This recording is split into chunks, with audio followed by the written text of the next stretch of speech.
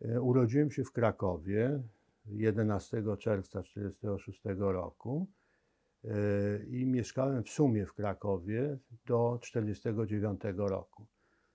W 1949 roku przeprowadziliśmy się do Warszawy. W 1952 roku się urodziła moja siostra i do 1969 roku mieszkaliśmy w Warszawie na ulicy Olimpijskiej. Moi rodzice oboje są z wykształcenia inżynierami, mechanikami. Ja później, jak wybierałem kierunek studiów, nie miałem lepszego pomysłu i wybrałem to samo, co oni, czyli Wydział Mechaniczno-Technologiczny na Politechnice. Moi rodzice spędzili okres wojny w Związku Radzieckim, większą część w Swierdłowsku. Tam też zakończyli studia. Mieszkaliśmy na Mokotowie, mieszkaliśmy w willi, gdzie mieszkały jeszcze 3 rodziny. Mężczyźni pracowali na żeraniu, był dyrektor naczelny żerania i był główny technolog. Mniej więcej wyglądało tak, że kierowca zabierał ich rano do pracy, potem wieczorem ich przywoził z powrotem do domu. Moja matka większość czasu spędziła pracując w komisji planowania, awansując tam na różnych etapach do momentu marca 1968, kiedy w parę miesięcy po tym, że została nagrodzona poważnym medalem sowieckim, została wyrzucona z pracy. Na pytanie, jaki jest powód, że została wyrzucona z pracy, dostała odpowiedź, że władze bezpieczeństwa naciskają na kierownictwo komisji planowania, że ona ma być wyrzucona z pracy. Dostała bardzo szybko, zresztą na polecenie współpracowników z komisji, pracę w banku i tam pracowała do wyjazdu z Polski w 1972 roku. A proszę powiedzieć jeszcze, jak się nazywali pana rodzice? Moja matka nazywała się Emilia z domu Endler, a ojciec Marcin Rac. Marcin lub Martyn, jako że mój ojciec był urodzony w Wiedniu i rodzina jego mieszkała częściowo w Wiedniu, częściowo w Krakowie. Ja bym się jeszcze trochę cofnął do jeszcze wcześniejszego okresu i zapytał się, z jakich rodzin natomiast pochodzili właśnie rodzice. Moi dziadkowie, czy... Tak? Czyli... Okej. Rodzina mojej matki to było dziadek, czyli ojciec mojej matki, prowadził małą firmę, która produkowała mydło i produkowała pastę do zębów. Także moja mama, która miała bardzo ładne zęby, w cudzysłowie, wbrew jej woli, występowała na ulotkach przedstawiających czy prezentujących pastę do zębów, którą dziadek produkował.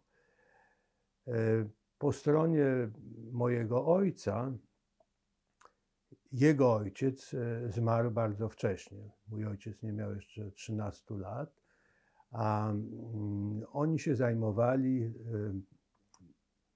jest taka firma, która się nazywa Koch-i-Noor, która produkuje ołówki i oni byli przedstawicielami tej firmy Koch-i-Noor i mieli fabrykę w Krakowie, która aktualnie jest, miasto Kraków wyleasingowało to dla AGH na 99 lat i zdaje się, że zostało jeszcze z tego 85 od tego leasingu.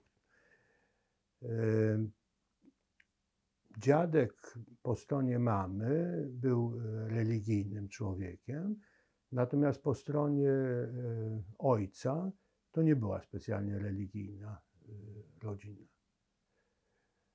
Moja babcia po stronie ojca, ona była razem ze swoją córką, siostrą mojego ojca.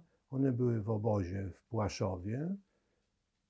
Babcia tego nie przeżyła, natomiast siostra mojego ojca, Hedi, ona przeżyła to i była w Krakowie do 1947 roku, kiedy to wyemigrowała do Izraela, czy do Palestyny. A proszę powiedzieć, jak się pana rodzice odnosili do tradycji żydowskiej? Jakby na czym polegała żydowskość w domu, w którym się pan wychowywał? Więc oni, tradycji żydowskich w domu nie było, to nie były przestrzegane tradycje. Moja matka wyszła z domu we wrześniu 1939 roku, mając 18 lat, i jej ocena polityczna sytuacji, ona miała sympatie lewicowe i ona uważała, że tutaj nie ma, w Polsce, w Warszawie, nie ma szansy przeżycia, na wschodzie natomiast są szanse. Jej ojciec uważał, że ona jest zupełnie zwariowana, że to jest niemożliwe, żeby Niemcy cokolwiek złego mogli zrobić Żydom. No, także ona się rozstała ze swoimi rodzicami mając 18 lat i ona, no, w jej domu były częściowo przestrzegane tradycje żydowskie, dlatego że jej ojciec był religijny.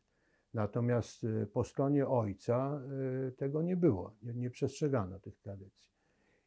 W moim domu nigdy nie były przestrzegane tradycje żydowskie.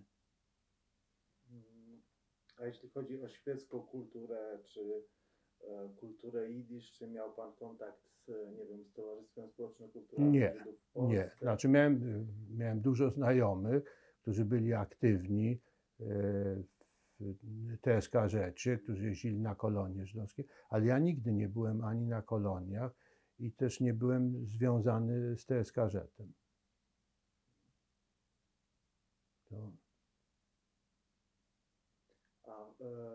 Ale wychowywał się pan w poczuciu, w świadomości swojego pochodzenia, swojej żydowskości? Tak, ale na tej zasadzie, że mnie poinformowano, że ja jestem Żydem, jak mój ojciec mówił, z tego klubu nie można się wypisać. Czyli to nie było coś takiego, że ja znaczy, że coś robiłem, co było żydowskie, tylko po prostu byłem Żydem i w związku z tym to jest może anegdotka, jak w 1956 roku do szkół wprowadzono religię i ja chodziłem do takiej szkoły TPD, to i za kształceniem zajmowały się zakonnice, to zakonnica, jak przyszła na pierwszą lekcję, powiedziała, że ty i jeszcze jedna osoba w tej klasie, że wy w tych lekcjach nie będziecie uczestniczyli, dlatego że to jest dla katolików, a wy nie jesteście katolikami. Czyli ona mnie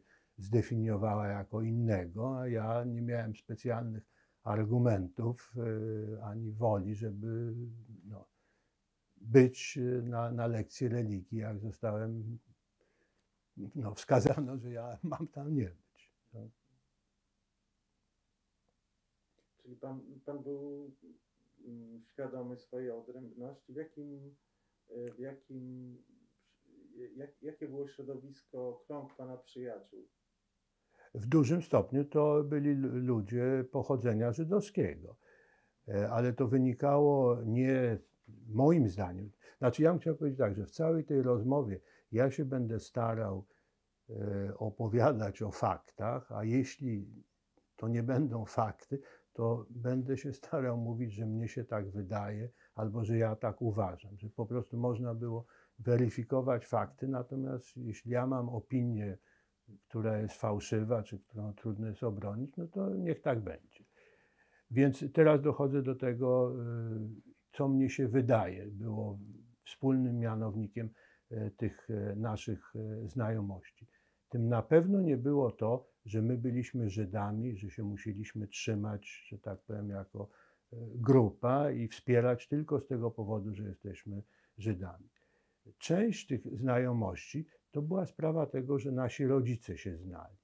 I oni się, znowu, dlaczego oni się znali? Częściowo dlatego, że oni przynależeli do lewicowych ugrupowań, dlatego, że oni mieli wyższe wykształcenie i oni mieli może jakieś bardziej otwarte spojrzenie na świat. No, jeśli człowiek się urodził w Wiedniu, potem chodził do szkoły trochę w Krakowie, a trochę w Wiedniu, potem emigrował z Warszawy, znaczy z Polski do Związku Radzieckiego, tam też się przenosił z miejsca na miejsce, no to taki człowiek ma troszeczkę inne spojrzenie na świat niż osoba, która się urodziła w małym miasteczku.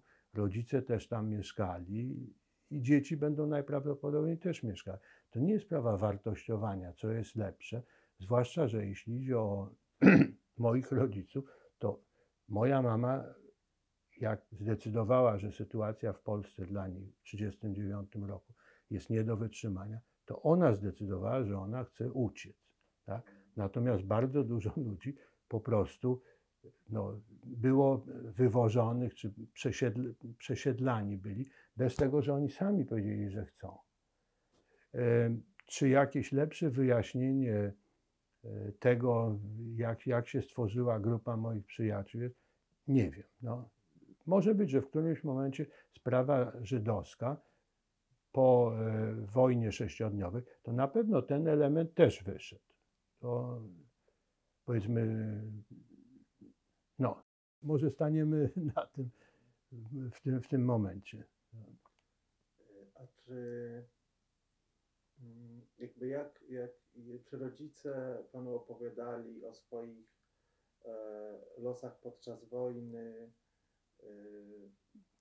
Znaczy oni, jak mieszkaliśmy w Polsce, to nie opowiadali specjalnie dużo, ale to oczywiście jest sprawa tego, że ja się też niespecjalnie dużo pytałem, to nie było tak strasznie istotne, natomiast po wyjeździe z Polski to oni opowiadali, mama moja opowiadała dużo. To ja chciałem jeszcze powiedzieć, że moja matka mieszkała w Wiedniu. W Wiedniu był stworzony taki projekt, który nazwa jest Centropa i w ramach Centropy jest wywiad z moją matką. Także cała historia jej ucieczki z Polski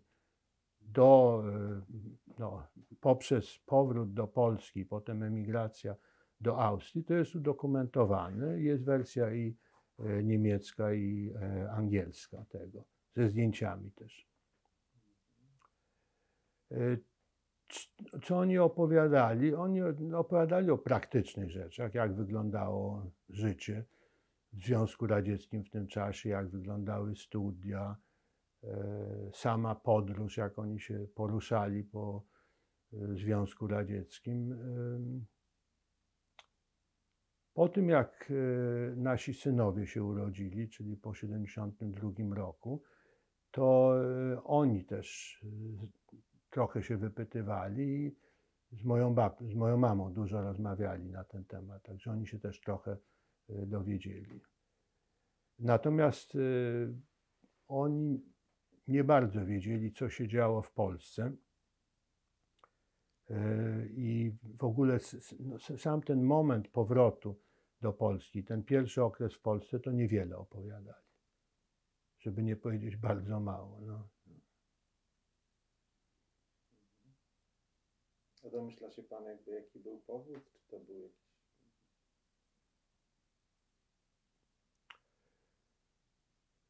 To musiało być strasznie traumatyczne przeżycie dla nich. No, matka, mając nieskończone jeszcze 18 lat, wyszła z domu.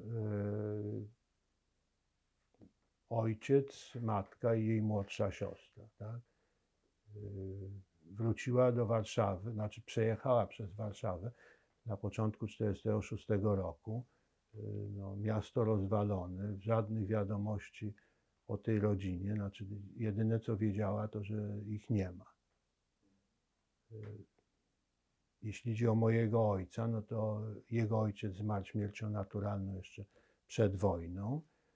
Także tylko była matka i siostra, ale jak przyjechał z powrotem, no to była tylko jego młodsza siostra, która wkrótce pojechała do Palestyny. No to musiał i jeszcze przyjechali, jak przyjechali ze Związku Radzieckiego, to moja matka była w zaawansowanej ciąży, bo oni przyjechali gdzieś w okolicach kwietnia, a ja się urodziłem w czerwcu. No. To zresztą też jako taki nawias, ja mam korespondencję moich rodziców z ich przyjaciółmi, głównie mojej matki z jej przyjaciółką z Warszawy, to jest z okresu wojny. I mam taki list, w którym mama moja pisze do tej przyjaciółki, że jest w ciąży i że właśnie się trochę martwi, jak będzie wyglądała ta podróż wagonem. No, oni jechali takimi wagonami zwierzęcymi. No, jak długo jechali?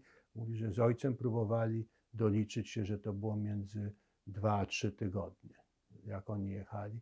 Dokładnie trasy to nie mogli odebrać. No.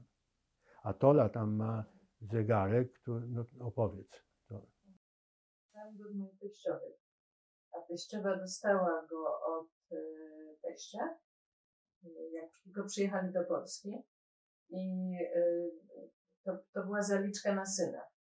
I jak teściowa mówiła, że ona solidna firma, jak wzięła zaliczkę, to dostawa była taka jak zamówienie. Także syn się urodził. Zegarek jako noszę zawsze.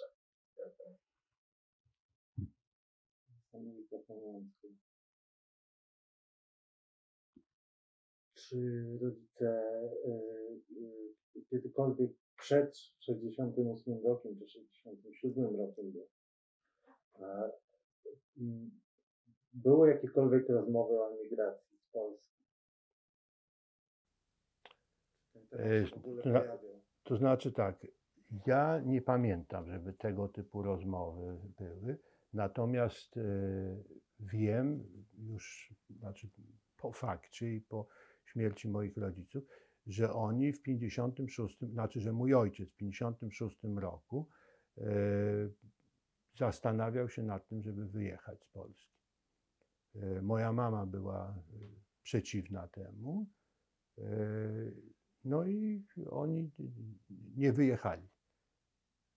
Ale znaczy, oni na pewno musieli to dyskutować, bo po pierwsze oni sobie zdawali sprawę z tego, że w Polsce była dyskryminacja Żydów, po drugie no, był zupełnie taki naturalny punkt, to była siostra mojego ojca, która wyemigrowała do Izraela. Także, ale ze mną nie prowadzono żadnych rozmów na ten temat. Ja mówię, nie pamiętam, żeby oni między sobą rozmawiali na ten temat, ale przypuszczam, znając ich, że oni ze swoimi przyjaciółmi, co niektórymi na pewno dyskutowali to. Głównie przyjaciół mojego ojca ze szkoły w Krakowie. To oni wyjechali i oni w różny sposób namawiali rodziców. I moja ciotka musiała namawiać swojego brata, żeby wyjechał z Polski. Ale pan, tak jak pan teraz wspomina, ten okres dzieciństwa to był dom szczęśliwy, to był dom dostatni, Tak, dom tak, stabilny. tak. Więc no, chciałem powiedzieć, że na wszystkie pytania mogę odpowiedzieć tak, ale nie usłyszałem wszystkich, także tak nie odpowiem. Moi rodzice mieli dosyć wysokie stanowiska. To niby w tamtym okresie w Polsce nie oznaczało jakiegoś majątku, ale oni, no, żyliśmy dostatnio, mieliśmy mieszkanie w willi, mieszkanie nie za duże, 3-pokojowe z kuchnią, gdzie była jeszcze służbówka, w której mieszkała no, pomoc, pani Anna. głównie. Był pokój, gdzie sypialnia moich rodziców, był pokój dziecięcy, gdzie ja i moja siostra urzędowaliśmy przez wiele, wiele lat. Był tak zwany pokój trzeci, pokój, który był otwierany na specjalne okazje, niedzielne obiady czy jakieś kolacje, ale to się nie zdarzało każdego tygodnia. I ten pokój nie wiem, w 62, 63 to już było jak Tola i ja byliśmy parą, to był trochę jej pomysł i udało się to sprzedać rodzicom, że ja się mogę. No w każdym bądź razie, mieszkanie trzypokojowe z ogrodem. I tak, to jest jeśli idzie o mieszkanie, jeśli idzie o zamożność. Moi rodzice byli osobami praktycznie bezkonfliktowymi. Z moim ojcem można było mieć konflikt, bo on był bardzo zasadniczą osobą, ale to nie było to, że to były jakieś awantury czy coś. Zdarzyło się parę razy, że był jakiś konflikt, ale tak to było. Byli spokojnymi, mądrymi ludźmi, dawali mi bardzo dużo swobody. Także ja dzieciństwo wspominam bardzo dobrze. W 1967 roku pan uczy się... Nie, w 67, ja jestem z 1966 roku, zrobiłem maturę w 1964 i rozpocząłem studia na Politechnice i studiowałem tam do 1969 roku. Ja przestudiowałem 5 lat. Brakowało mi 2 egzaminów i pracy dyplomowej, żeby skończyć studia w Polsce. Także w 1967 roku to ja byłem na 3. roku Politechniki. A Państwo jak się poznali, jeśli można zapytać? Tak, ja skończyłam niedawno 70 lat i przy okazji moich urodzin zebrała się cała rodzina i syn zrobił taką zabawę dla naszych wnuków, że każdy się pytał o jakieś 10 lat z mojego życia, ich jest 7, także i między innymi padło pytanie, to które pan teraz zadał, to myśmy się poznali na zimowisku, jakieś harcerskie zimowisko, ale jakieś szkoleniowe, nie pamiętam co to było i nie pamiętam też, który rok to był. Mnie się zdaje, że ja miałam 15 lat wtedy, to było 62 rok. Proszę? 62 rok. 62, 63. To był Sylwester organizowany, myśmy zorganizowali maskaradę. I miała być wybierana, mieliśmy najlepszy kostium dziewczyny i chłopaka. Dziewczyny mieszkały w jednej sali, chłopaki w drugiej sali. Koło mnie na łóżku mieszkała dziewczyna czysta, która się nazywała Ela i która chodziła z Olkiem Racem. To ja. Na tym balu to ja sobie wymyśliłam jakiś kostium, wyglądałam super, zostałam królową balu, dostałam masę uznania i to chłopcy dawali dziewczynom takie przypinki, a my chłopakom. No i to co ja nie pamiętam, który chłopak był królem balu. Natomiast świetnie zapamiętałam, że Olek nie zwracał na mnie absolutnie żadnej uwagi. Także na tym zimowisku był konflikt między uczestnikami i dyrekcją. Czy dowództwem, jak to się nazywa. Nie pamiętam, o co poszło, ale było takie walne zebranie i na tym zebraniu zabieraliśmy głos. Najwięcej pyskował Olek i w związku z tym uznano, że jest niesubordynowany i został karnie wyrzucony do Warszawy z tego środowiska. Myśmy go wszyscy odprowadzili na dworzec, wracaliśmy z pieśnią na ustach, przyjdzie kiedyś odwetu czas. I jak potem się dowiedzieliśmy, że jak pan Olek wrócił do Warszawy, to dom był pusty, tak? Nie było Tak. rodziców. I Mile i Marcin, no, znaczy rodzice Olka, złożyli skargę do harcerstwa, że wysłano nieletniego, nie sprawdzając, czy ktoś jest w domu, że nie odpowiedziano. Tak dostali po łapach.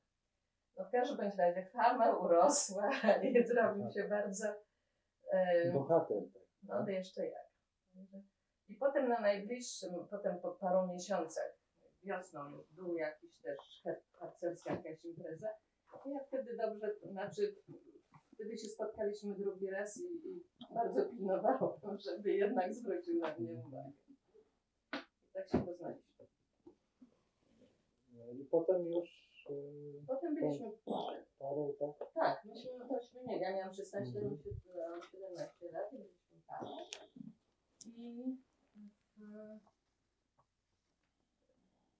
No ale to jest, że tak powiem, inna historia. A propos przywództwa, to ja mam tutaj dokument, to jest opinia, którą napisał mój wychowawca w 7. klasie. Wychowawca, z którym ja zresztą miałem dosyć poważny konflikt, ale do podania do liceum imienia Tadeusza Rejtana wymagana była też opinia ze szkoły. Nie tylko stopnie, ale opinia. No właśnie, posiada cechy przywódcy, no jasne. Także druhowie mieli rację. No. Taki pan był właśnie wtedy? Jeszcze jak? No tak. To ja działałem w harcerstwie przez wiele lat. Część moich przyjaciół to są właśnie z okresu harcerstwa. W ogóle teraz ja może w paru słowach opowiem o naszej rodzinie, żebyście mniej więcej wiedzieli. Mamy 3 synów urodzonych, najstarszy w 72 roku, średni w 75 i najmłodszy w 85. I teraz ci starsi synowie, każdy z nich ma 3 synów, a ten najmłodszy ma córę. Także, jak Tola powiedziała, mamy 7 wnuków.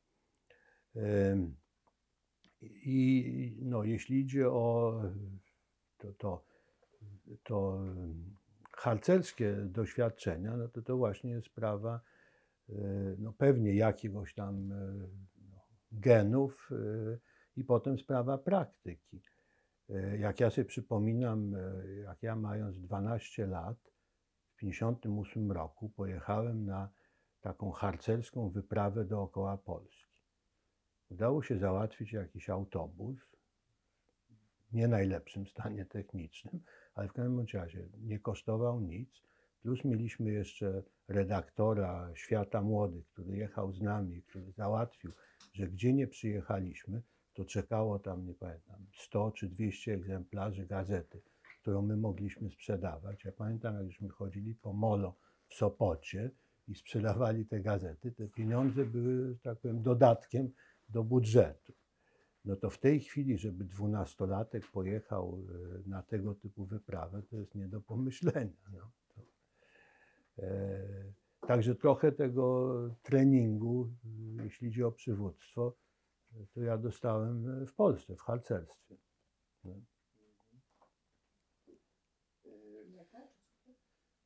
Czyli, wspomniał pan, bo chcę też tak przejść po prostu trochę po kolei, że pan uczy się w Rejtanie, tak? Tak. 4 lata tam spędziłem. Atmosfera szkoły była bardzo przyjemna. Parę lat temu z paroma kolegami zaczęliśmy mówić o tym, żeby zorganizować spotkanie naszej klasy. No i doszło do tego spotkania. Po tym spotkaniu, żeby przygotować to spotkanie, to zaproponowałem, żeby każdy napisał taką króciutką notatkę na jedną stronę, co wydarzyło się w życiu i żeby też dołączyć 2 zdjęcia. Jedno mniej więcej z 1964 roku, czyli z tego maturalne zdjęcie, a drugie obecne. Po prostu żebyśmy nie stali pod tą szkołą i patrzyli na różnych starszych panów i nie wiedzieli, kto jest kto. No i część kolegów to zrobiła. No. W każdym razie mieliśmy pierwsze spotkanie, potem ustaliliśmy, że następne będzie tam za 2 lata i były naciski, żeby większość kolegów napisała. No i udało się, z 30 paru, 24 napisało. Jeden z kolegów zobowiązał się, że on to złoży ładnie i wyszła taka książeczka, znaczy to nie jest w sprzedaży, tylko po prostu jest dla nas, gdzie są opisy, no, życiorysy naszych kolegów. Atmosfera szkoła była bardzo fajna. To jeszcze ja byłem ostatnim rocznikiem, kiedy to była męska szkoła. Po 1964 roku, jak my skończyliśmy od jesieni 1964 roku, to dziewczyny się pojawiły w szkole. Nie, to mój telefon, zdaje się, ale piszczy.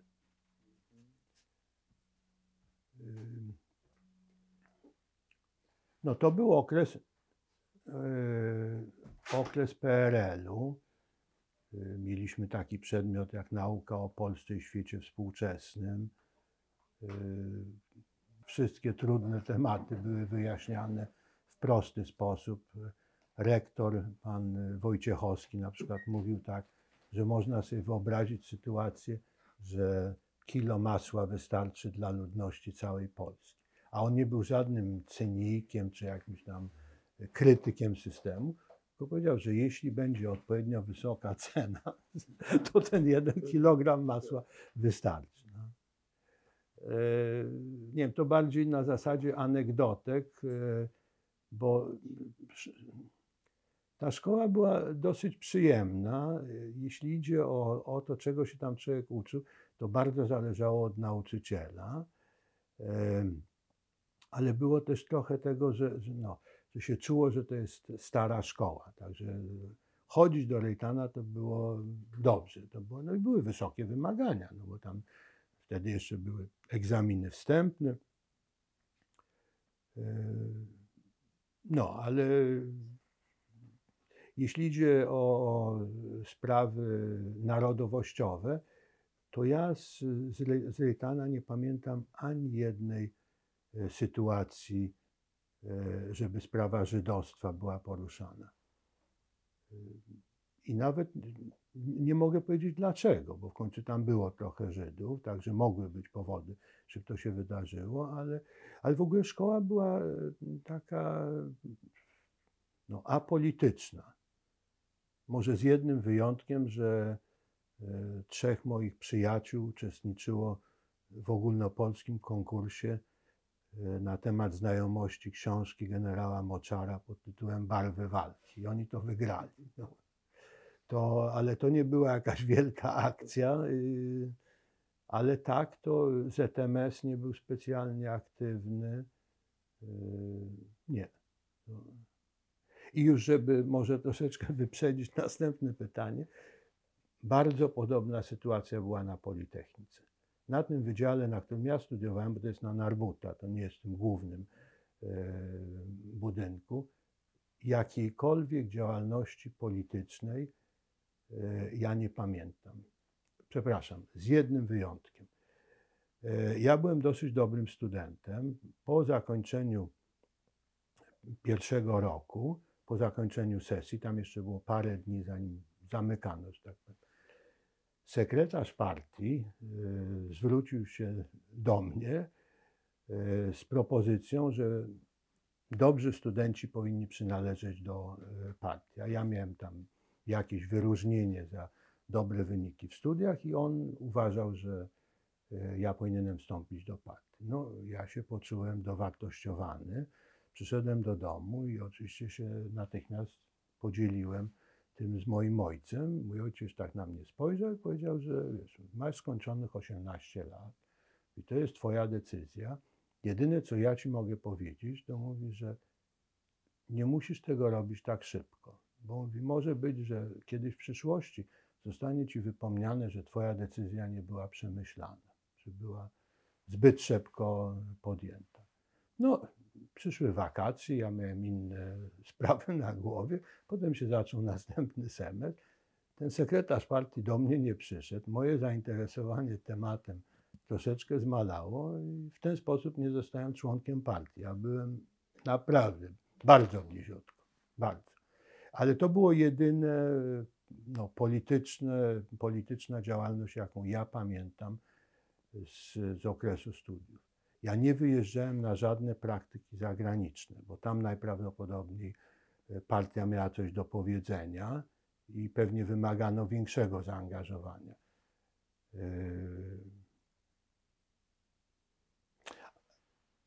Okej, jeszcze jedna rzecz, jako że w tym czasie częścią studiów było przysposobienie wojskowe, prawda? I to robiliśmy raz w tygodniu przez 4 lata. I po drugim roku, to musiał być rok 66, to byliśmy na obozie wojskowym w Toruniu.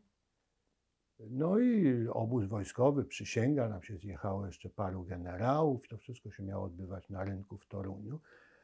To było oczywiście wyreżyserowane, także trzeba było też znaleźć żołnierza, który w imieniu pozostałych żołnierzy miał wygłosić mowę na tym rynku toruńskim. Jako że ja nie miałem trudności z wysławianiem się, no to wybrano, czy ten nasz dowódca przyszedł do mnie, że takie zadanie dostałem, że trzeba tą mowę wygłosić. No to oznaczało, że trzeba było parę razy się spotkać z tym zastępcą dowódcy pułku do spraw politycznych, żeby ustalić zawartość tego przemówienia i potem jak się przysięga odbywała na rynku, to po przysiędze ja miałem poprosić o głos, wejść na trybunę i w imieniu wszystkich tych młodych żołnierzy podziękować i wyrazić wierność ojczyźnie i tak dalej, i tak dalej. Polityczne. A tak to była absolutnie apolityczna uczelnia. To tak jest moje, takie było i tak mi się zdaje, że ja to dobrze pamiętam.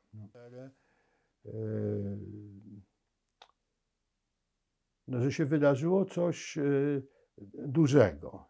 Teraz dlaczego ja to tak odebrałem, to nie wiem.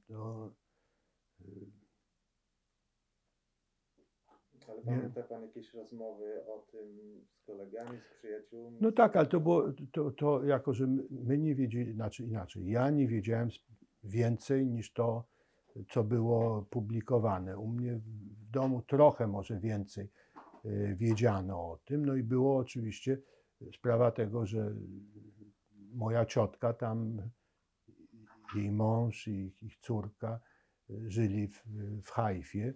No to była nie tylko wiadomość, że tak powiem, polityczna, ale to była też wiadomość rodzinna. I mój ojciec miał też bardzo wielu przyjaciół. Ale ja nie, a ty pamiętasz?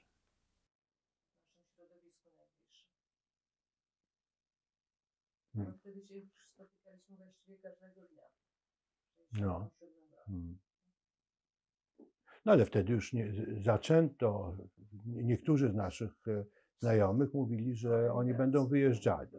Że jak się zaczęło właśnie, że to agresorzy i agresorzy to nie byli tylko Izraelczycy, ale to byli też Żydzi jako zasada, albo takich, których uznano za Żydów, albo podejrzewano, no to wtedy co po niektórzy zaczęli się zastanawiać, żeby emigrować.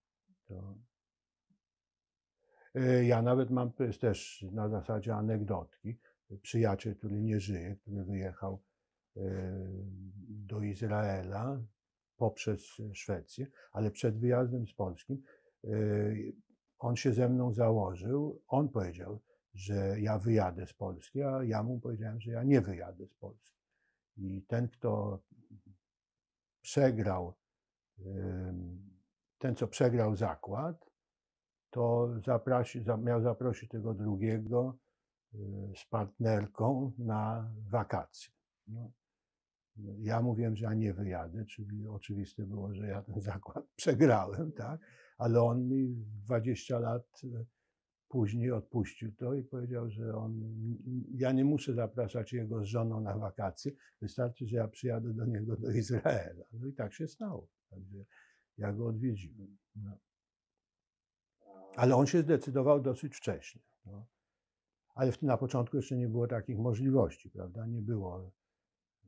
To znaczy była nagonka na Żydów, ale nie było tej możliwości, żeby Żydzi mogli opuścić. No. Ale wtedy się urywa, bo Państwo mają kontakt z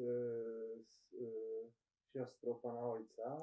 Tak, ale to, wie pan, to jest kontakt taki, że poprzez naszego sąsiada, który jest przyjacielem moich rodziców od 1949 roku, czy był przyjacielem, który był na placówce, czy w Addis Abebie, czy pracował dla Organizacji Narodów Zjednoczonych w Turcji, to ja już nie pamiętam, mi się zdaje, że to było z Addis Abeby, to on koordynował takie spotkanie w Jugosławii w 1967 roku, jak moja ciotka, przyjechał statek no, z Izraela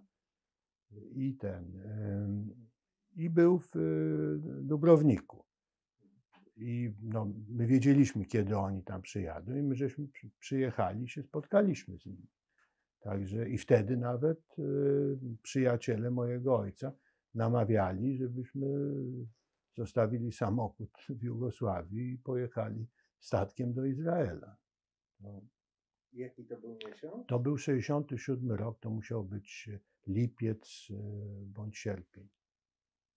Bo do tego, do momentu wojny sześciodniowej był normalny kontakt listowny, tak? Nie, to mówię, to też było tak, że To też było tak, wszystko z tym, że przechodziło. przechodziło przez inne kanały, ale w notatkach służb bezpieczeństwa, które dostałem z IPN-u o moich rodzicach, to jest, jedni donosiciele pisali, że siostra mojej matki, a inni, że siostra mojego ojca. No mi się tam po prostu pomyliło, czyim rodzeństwem to było.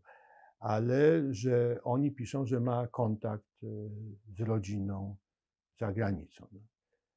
Ale no to była ograniczona korespondencja. To nie było tak jak w okresie wojny, gdzie mamy listy, gdzie jest napisane, że cenzura to przejrzała, podstemplowany jest list, że cenzura przejrzała. Wtedy nie było tego stempelka, ale świadomość tego, że no, te listy były cenzurowane, to oczywiście była. No. Jak mój ojciec, wracając z Indii w 1959 roku, bo tam pracował przez parę miesięcy, to tak sobie zorganizował podróż powrotną do Polski, że był w Izraelu przez 10 dni, ale to w paszporcie nie było żadnego stempla, bo wtedy Izraelczycy dawali wizę wjazdową i wyjazdową na wkładce. I jak się wyjeżdżało z Izraela, to oni zabierali sobie wkładkę i, tak powiem, paszport był czysty. Nie było żadnych śladów pobytu w Izraelu. No ale polskie władze i tak wiedziały. Także dlatego czasami jest pisane, że on ma kontakty, czy że mieli kontakty z siostrą. Czyli Pan nie był w Izraelu, Pan ojciec był. Ojciec tak. Ale to był jeden raz. I to było może 10 dni. No i potem oczywiście po wyjeździe po 1969 roku, no to rodzice byli wiele razy i ja też byłem parę razy. Jakby mógł Pan opowiedzieć, no już przechodząc też do marca, co Pan, jak Pan to odbierał, w czym Pan uczestniczył, to znaczy zaczynając od To będzie dosyć wywiadów. krótka opowieść, dlatego że tak, jeśli idzie o marzec 68, ja byłem razem z żoną i z masą przyjaciół, byliśmy na tym wiecu na uniwersytecie. I potem jak pojawiło się ZOMO i rozpędzało nas, no to się rozbiegliśmy w różne strony i potem nie uczestniczyłem w żadnych akcjach marcowych. Nie byłem ani, mówię jako, że ten mój oddział Politechniki to było na Narbuta, my nie mieliśmy praktycznie żadnych kontaktów z tym głównym budynkiem, czy z tymi z tymi instytutami, które były w środku miasta. I no po prostu tam na Narbutasie nie działo politycznie nic, a ja nie byłem specjalnie zdeterminowany, żeby coś robić i no nie wiem, może to już jest nie fakt, tylko takie moje przypuszczenie. Może być, że ja sobie już wtedy zaczynałem zdawać sprawę z tego, że wystarczająco było Żydów wciągniętych w tą sprawę, że nie muszę jeszcze ja się do tego dokładać. Ale to nie była jakaś taka świadoma decyzja i to nie był jakiś polityczny akt czy coś.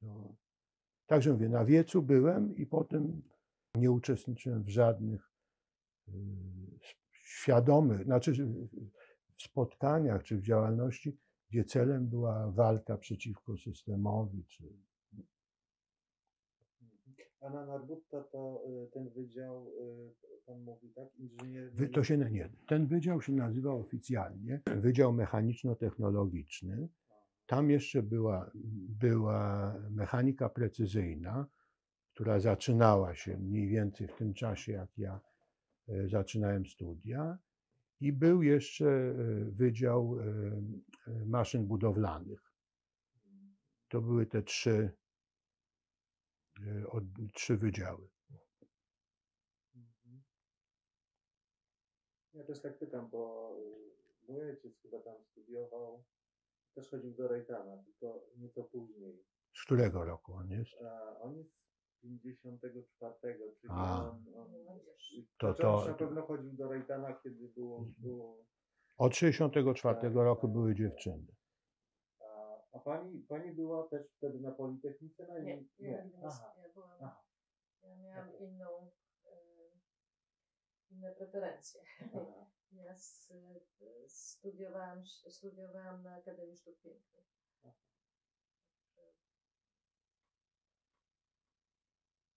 A do gimnazjum chodziłam do 7 słowackiego na Wawelskim.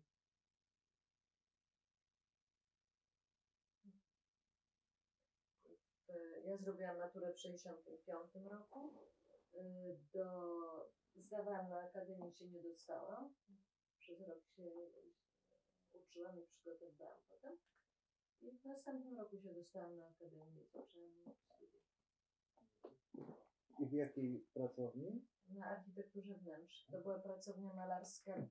Na malarstwie byłam Urbanowiczem, a na projektowaniu byłam w 2 różnych pracowniach. Myśmy mieli projektowanie przez kilka lat. Najpierw byłam u Ignatowicza, potem u Zielińskiego.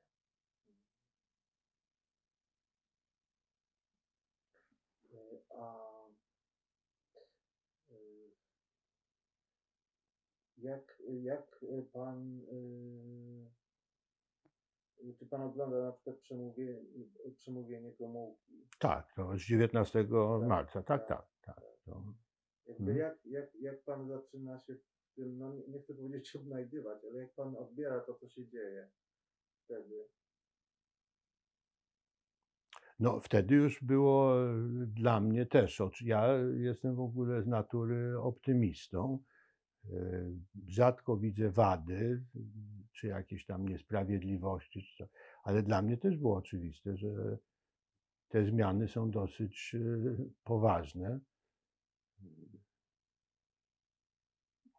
I mówię, ja byłem zaangażowany w harcerstwo, ale harcerstwo nie było specjalnie polityczne. W takiej działalności przeciwko systemowej to ja nie uczestniczyłem, natomiast trudno było nie widzieć tego, co się działo i miałem też co po niektórych kolegów, którzy byli bardzo krytyczni i niektórzy nawet widzieli antysemityzm w sytuacjach, kiedy trudno się było tego dopatrzyć, ale to można zrozumieć. I po pewnym czasie to stwarza się taka atmosfera, że jest zagrożenie i że coś trzeba robić. Ale jeśli...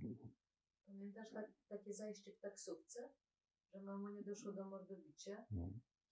Myśmy jechali skądś dokądś taksówką razem i kierowca, jakiś objazd był. I ten kierowca powiedział, że to jak zwykle te żydowskie pachołki poustawiali tam, zagrodzili drogę czy coś takiego. Ty podskoczyłeś ty siedział z tyłu i się zrobiła, myśmy wysiedli z tej taksówki, ale ja się obawiałam, że się skończy mordobiciem po prostu, ale nie. Wysiedliśmy, drzwi trzasnęły i cześć pieśni, on sobie pojechał. Ale to właściwie z naszych wspólnych doświadczeń to był pierwszy raz, kiedyś ty zareagował na taki bezpośredni antysemityzm. Drugi albo pierwszy, zależy, które się wydarzyło wcześniej. To jest, że ty przyszłaś i opowiadałaś. Tak. Jeden z kolegów na akademii widział mnie w kawiarni nawet pamiętam z kim, z Basią Toruńczyk. I jak ja wróciłam potem na wydział, to on mówi, że Żydokomuna działa. I strasznie mnie to ubodło, ale to była taka napięta atmosfera już wtedy. Wszędzieśmy się, w każdym bądź razie skończyło się tak, że jak się spotkaliśmy po południu czy coś, to ja płakałam, to wtedy Olek wiedział, gdzie ten kolega mieszkał, pojechał tam do niego i jak tamten otworzył drzwi, to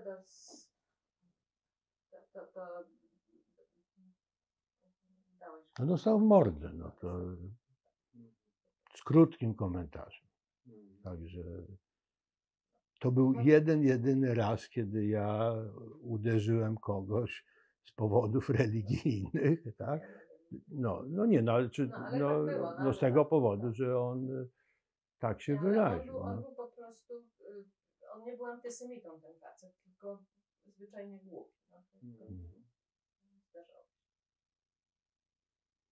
Czyli właśnie jaka jest ta atmosfera po tym, po marcu, marcowa, kwiecień i tak dalej, maj, czerwiec i tak dalej. To muszę powiedzieć, że ja nie mam tego tak rozłożonego, ale nie, to... Szczegółowo czy detalicznie, ale czy Państwo czują, że to, co się zaczyna dziać, jest właśnie, czy czują Państwo to jako akcję właśnie polityczną, czy czują to Państwo jako też sytuację, która jest wytwarzana przez polskie społeczeństwo, to znaczy wspierana przez polskie społeczeństwo aktywnie? To nie wiem, ja nie odbierałem tego, że to całe społeczeństwo, czy duża część społeczeństwa. To bardziej było, że władza tak działa. Paru z naszych kolegów i koleżanek ląduje w więzieniu, to już się robi taka bardzo praktyczna rzecz. Mój przyjaciel jeszcze z czasów szkoły ogólnokształcącej, Heniek Rubinstein, on ląduje w więzieniu, on mieszkał, jego rodzice mieszkali bardzo blisko Politechniki, tam przy Narbuta. Także ja bardzo często ich odwiedzałem, to były wiadomości, z więzienia, wiadomości o tym, kogo jeszcze zamknięto. I tu już ten aspekt żydowski był oczywisty, no bo jak wśród naszych znajomych z pochodzenia żydowskiego wielu wylądowało w więzieniu, no to nie można tylko mówić, że to jest, no, że się próbuje zwalczyć przeciwników systemu, ale że ten element rasowy w tym jest. No. I zaczynają właśnie niektórzy koledzy mówić o tym, że oni chcą stąd wyjechać. Bo mi chodzi o to, znaczy myślę, że pan rozumie, to chodzi mi o to, czy pan to odczuwał, bo mówi się o tym, że to, co było w zasadzie dla wielu Żydów najgorsze, że nagle to był antysemityzm, nie tyle państwo dało przyzwolenie, co sterowane przez państwo, tak? Ale czy odczuwał pan, czy państwo wtedy antysemityzm po prostu polskiego społeczeństwa? Czy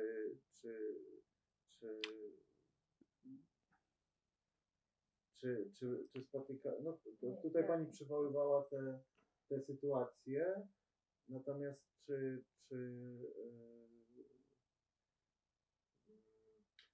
czy też spotykali się państwo z sytuacjami oporu, w sensie takim nieprzyzwolenia na po prostu antysemityzm? Ja mogę powiedzieć, wydaje mi się, że to było tak, że środowisko, w którym myśmy się obracali, w którym ja się obracałam wtedy, to znaczy właśnie na Akademii Sztuk Pięknych i wśród i profesorów i nauczycieli i innych studentów, to nie był temat antysemityzm. Ja nigdy tego nie odczułam. Mimo, że no jeden wtedy, co się tak odezwał, ten nieszczęśnik, ale nie było, powiem inaczej, jeden z moich bliskich przyjaciół na Akademii, ja przyjaźniłam się również, on był studentem na moim roku, jego rodzice, ja się zaprzyjaźniłam też z jego rodzicami i wiedziałam, że jego matka mojego przyjaciela była Żydówką. On o tym też wiedział, mój przyjaciel, ale nikt więcej nie wiedział. I on, jak się rozpoczął marzec, to powiedział mi, że o tym nikt nie wie i nikt nie będzie wiedział. Także, ale to była jakby prywatna jego decyzja, dlatego że ja nie pamiętam na uczelni jakichś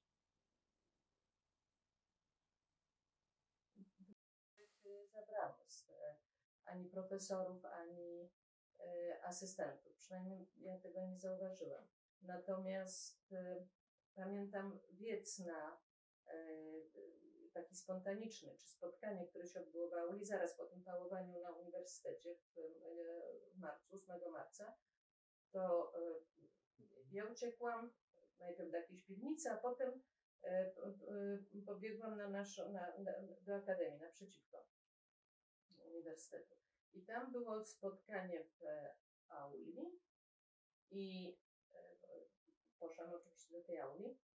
I pamiętam, że głos zabrał, było cicho, nikt nic nie mówił, siedzieliśmy tam wszyscy i wstał Ejbisz, taki polski malarz, Eugeniusz Ejbisz, i był wtedy już bardzo starym człowiekiem. Głos mu drżał i powiedział, jaki my świat zostawiamy naszym dzieciom. I zaczął płakać. Także była strasznie taka naładowana atmosfera. Ale to nie było nic, nie było żadnych,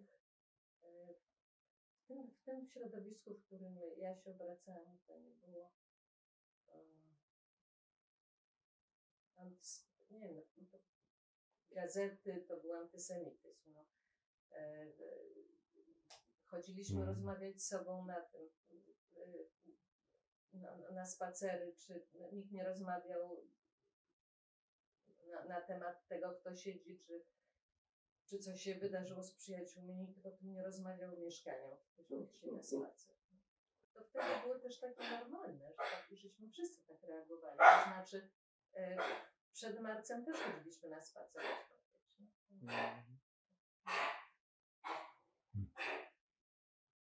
No. Także ja myślę, że to tak było, że nasze po prostu byliśmy w dość uprzywilejowanym środowisku i w tym środowisku, w którym my byliśmy, było bardzo wielu Żydów.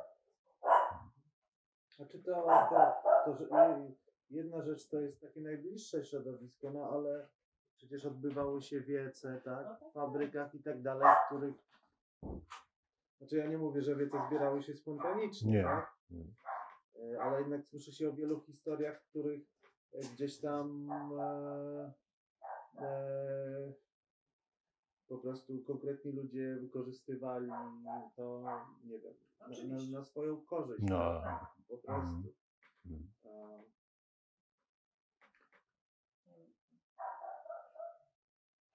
Mnie się zdaje, że jeśli chodzi o waszą rodzinę, to ten proces rozpoczął się w momencie, jak Mila wyleciała z pracy. No tak. To wtedy było już wiadomo, że coś z tym trzeba zrobić, że w jakiś sposób trzeba zareagować.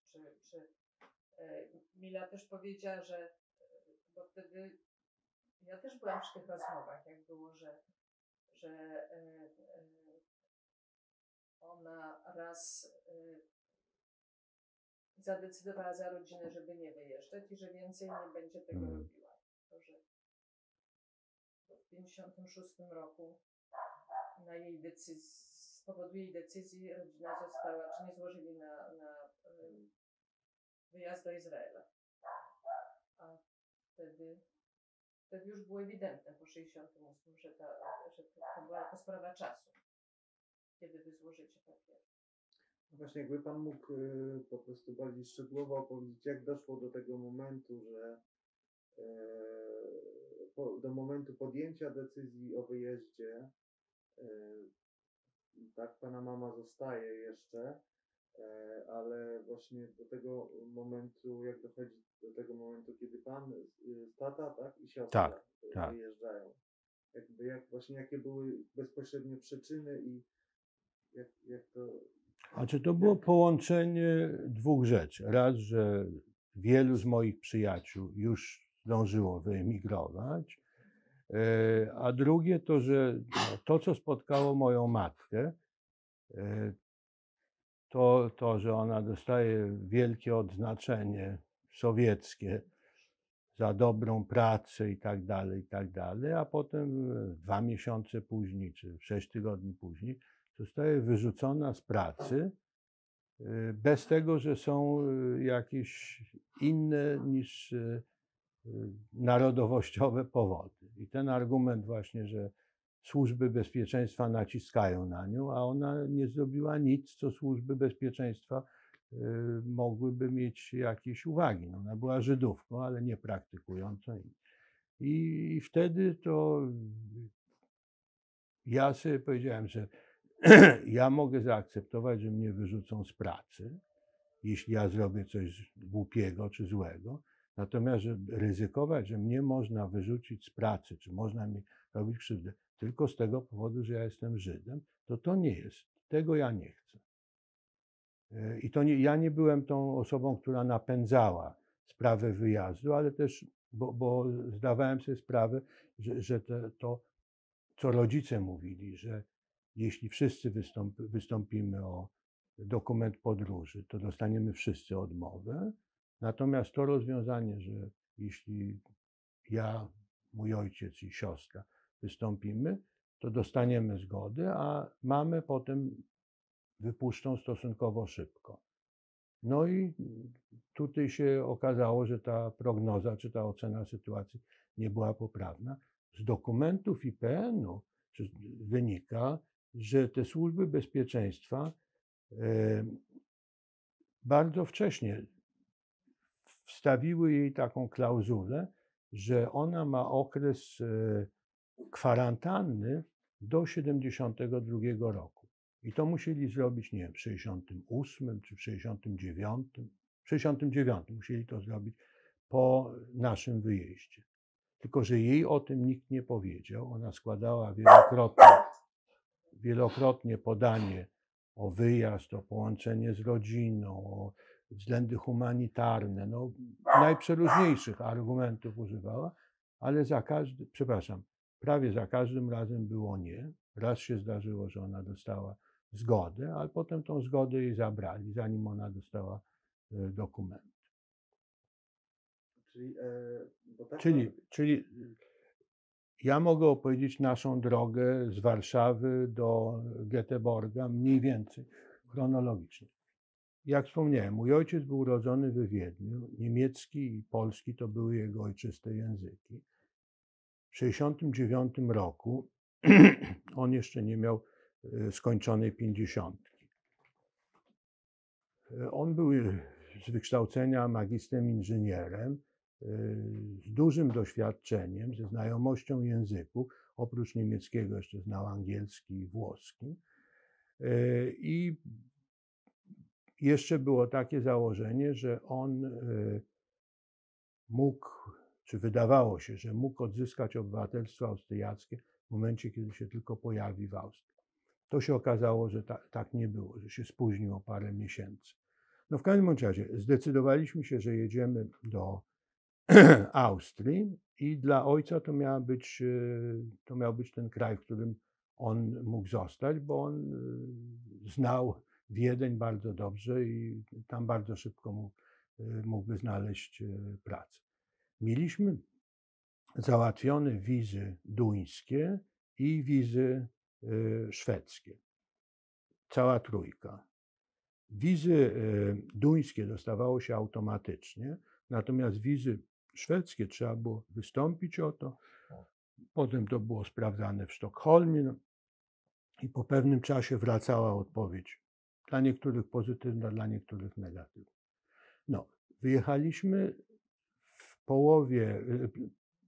na początku października 1969 roku do Wiednia. Jak wspomniałem, ja miałem skończonych 5 lat Politechniki, brakowało mi w sumie pół roku. I oczywiście w planach naszych rodzinnych było to, że mama bardzo szybko wyjedzie z Polski i druga sprawa, że Tola przyjedzie z Polski do mnie. Jak przyjechaliśmy do Wiednia, ja poszedłem na Politechnikę Wiedeńską, żeby porozmawiać na temat zakończenia tych studiów. Rozmowa była dosyć krótka, ale wyniki dla mnie mało ciekawe. Mianowicie powiedzieli mi, że po pierwsze muszę się nauczyć niemieckiego, żeby móc studiować. Po drugie, że muszę wystąpić wtedy z podaniem, żeby mnie przyjęli na studia.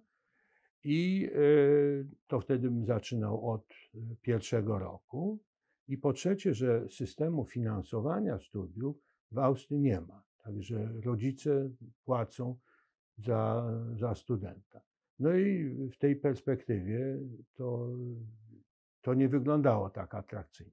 A ja miałem wizę do Szwecji i miałem przyjaciół, którzy przyjechali wcześniej do Szwecji, którzy zaczęli studia, znaczy kontynuowali swoje studia, tracąc tam 2 lata może, ale nie 5 lat. Także po 14 dniach w Wiedniu ja się zdecydowałem, że ja pojadę do Szwecji. Ten mój przyjaciel Heniek Rubinstein załatwił mi spotkanie na Politechnice 2 dni później. Tam miałem rozmawiać na temat studiów. To jest oddzielna historyjka.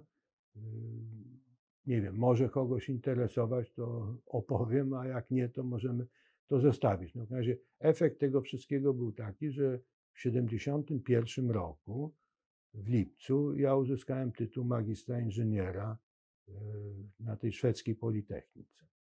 A przyjechałem tam w październiku 1969 roku, także to dosyć szybko poszło. Znaczy jest interesująca, bo jest związana z tym, jak pan w tym nowym kraju Okej. Czy ja mogę coś dodać? Bo ja sobie myślę, że ten temat, czy ten wątek, jak Mila w Polsce została przez... Tak. To... Jak ja wyjechałam, a my to jest inna historia, ale ja wyjechałam rok po wyjeździe Olka i jego ojca i siostry. Także przez ten rok czasu byłam w Warszawie i odwiedzałam Milę bardzo często. I ja byłam uznana za synową. I ona przeżywała katusze. Po pierwsze się denerwowała o rodzinę, uważała, że oni sobie nie radzą, że z czego nie będą żyć. Tak jak Olek powiedział, była skromna rodzina, oszczędności nie było. To znaczy oni nie pojechali do tego Wiednia z żadnymi pieniędzmi. A poza tym bała się o siebie, dlatego że ona się czuła tak niepewnie. Ona się obawiała się, bała się wyjść wieczorem. Mówiła, potrąci mnie samochód. Ona się bała bezpieki. Ona uważała, że może jej ktoś zrobić krzywdę. Że jej ciągłe składanie o paszport doprowadziło do, ja nie chcę powiedzieć obsesji, bo ona była bardzo silną kobietą, ale ona się po prostu bardzo bała i potwornie męczyła. Także każda odmowa, ja nie wiem ile razy ona tą odmowę dostała, ale ładnych parę razy. I ten moment, kiedy przyrzeczono jej na spotkaniu w bezpiece, chyba na amunicji, że decyzja została wydana i myśmy rozmawiały przez telefon, ona biegła pakować walizkę, po czym miała się tam z nimi następny raz spotkać i wtedy jej powiedziano, że ta decyzja została cofnięta. No, to po prostu było katusza. Także ja wyjechałam przed nią, ale potem, że tak powiem, dołączyłam do klubu, bo też składałam o paszport. Miałam taką sytuację rodzinną, że ten wyjazd na dokument nie był aktualny. I składałam o paszport i dostałam parę razy tak powiem, płakały we dwie razem. Potem dostałam zgodę i wyjechałam w 70, a Mila wyjechała dopiero w 72. W lutym 72. Ale nie, bo to jest bardzo ważne właśnie. Czy to było też takie uczucie, że w zasadzie nie wiadomo, czy wypuszczą w ogóle. Tak. Takie było uczucie. I Mila mówi tak, ona mówiła, że oni ją teoretycznie muszą wypuścić, bo to jest sprawa łączenia rodzin, ale to się po prostu bała. Ona mówiła, jeżeli decyzja zapadła, że ja mam nie wyjechać, to ja stąd nie wyjadę, mnie tutaj pochowają wcześniej. Także po prostu była zdenerwowana, spięta, no bardzo się męczyła. A mieszkała W ich mieszkaniu, w mieszkaniu cały czas tym samym, tak? Tylko nie w całym mieszkaniu. Ona oddała jeden pokój. Tam było tak, że wchodziło z zewnątrz, wchodziło do korytarza i na prawo był jeden pokój, a na lewo były 2 pokoje i kuchnia.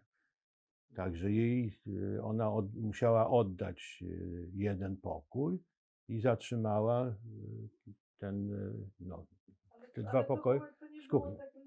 Nie, to nie. To nie był temat. Natomiast sprawa jej bezpieczeństwa i to, że rodzina daleko, że Olga siostra wtedy była nastolatką i ona uważała... No miała 17 lat, moja siostra. I ona nie chciała wyjechać. Tak? Jak przyjechali do Wiednia i ona miała zacząć szkołę, ona nie znała słowa po niemiecku. Także, że tak powiem, żeby zacząć troszeczkę z innej strony. W połowie października 1969 roku ja mieszkałem z moją matką, ojcem i z moją siostrą w jednym mieszkaniu. 14 dni i narzeczona była w tym samym mieście, niedaleko. 14 dni później jest sytuacja taka, moja matka jest sama w Polsce, Tola tam też jest, mój ojciec i moja siostra są w Wiedniu, a ja jestem w Göteborgu, w Szwecji.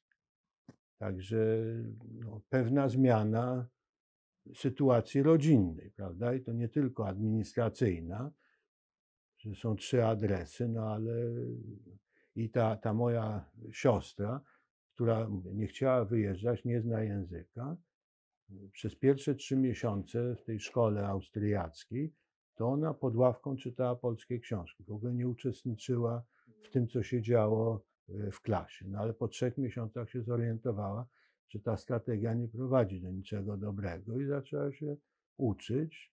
Jak zrobiła maturę w tej szkole, jak była taka uroczystość rozdania świadectw i przemowy pani rektor, to pani rektor powiedziała, że 3 lata wcześniej się tutaj, czy 2 lata wcześniej, pojawiła się taka młoda dziewczyna z Polski, która nie znała niemieckiego.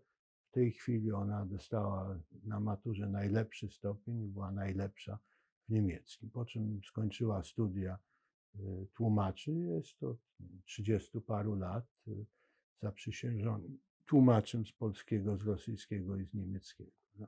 Ale to jest troszeczkę inna historia. Ale to co Tola mówiła o mojej matce, jak ona była męczona, to nie jest to, że oni się zdecydowali, że ją będą męczyć, tylko tak ten system działał, że żadnych ludzkich względów, nic. No. W którymś momencie, jak moja matka używała tego argumentu połączenia rodzin, to powiedziano jej, że są możliwości, żeby ułatwić mojemu ojcu powrót do Polski. Po prostu, że jeśli taka jest ich wola, to on będzie mógł przyjechać, że on może przyjechać z powrotem do Polski. No. Jakby to była alternatywa, którą oni chcieli, znaczy moi rodzice. No. A jeśli chodzi o państwa, państwo się nie bali, że właśnie pani nie zostanie... Ja się bałam jak cholera. To jest związane z obchodami 70. rocznicy powstania w getcie. Byliśmy w Warszawie i zobaczyć w centrum Warszawy ludzi z żółtymi gwiazdami, z tymi dżonkilami, w takim wymiarze, w jakim to było w centrum miasta, to było niebywałe przeżycie.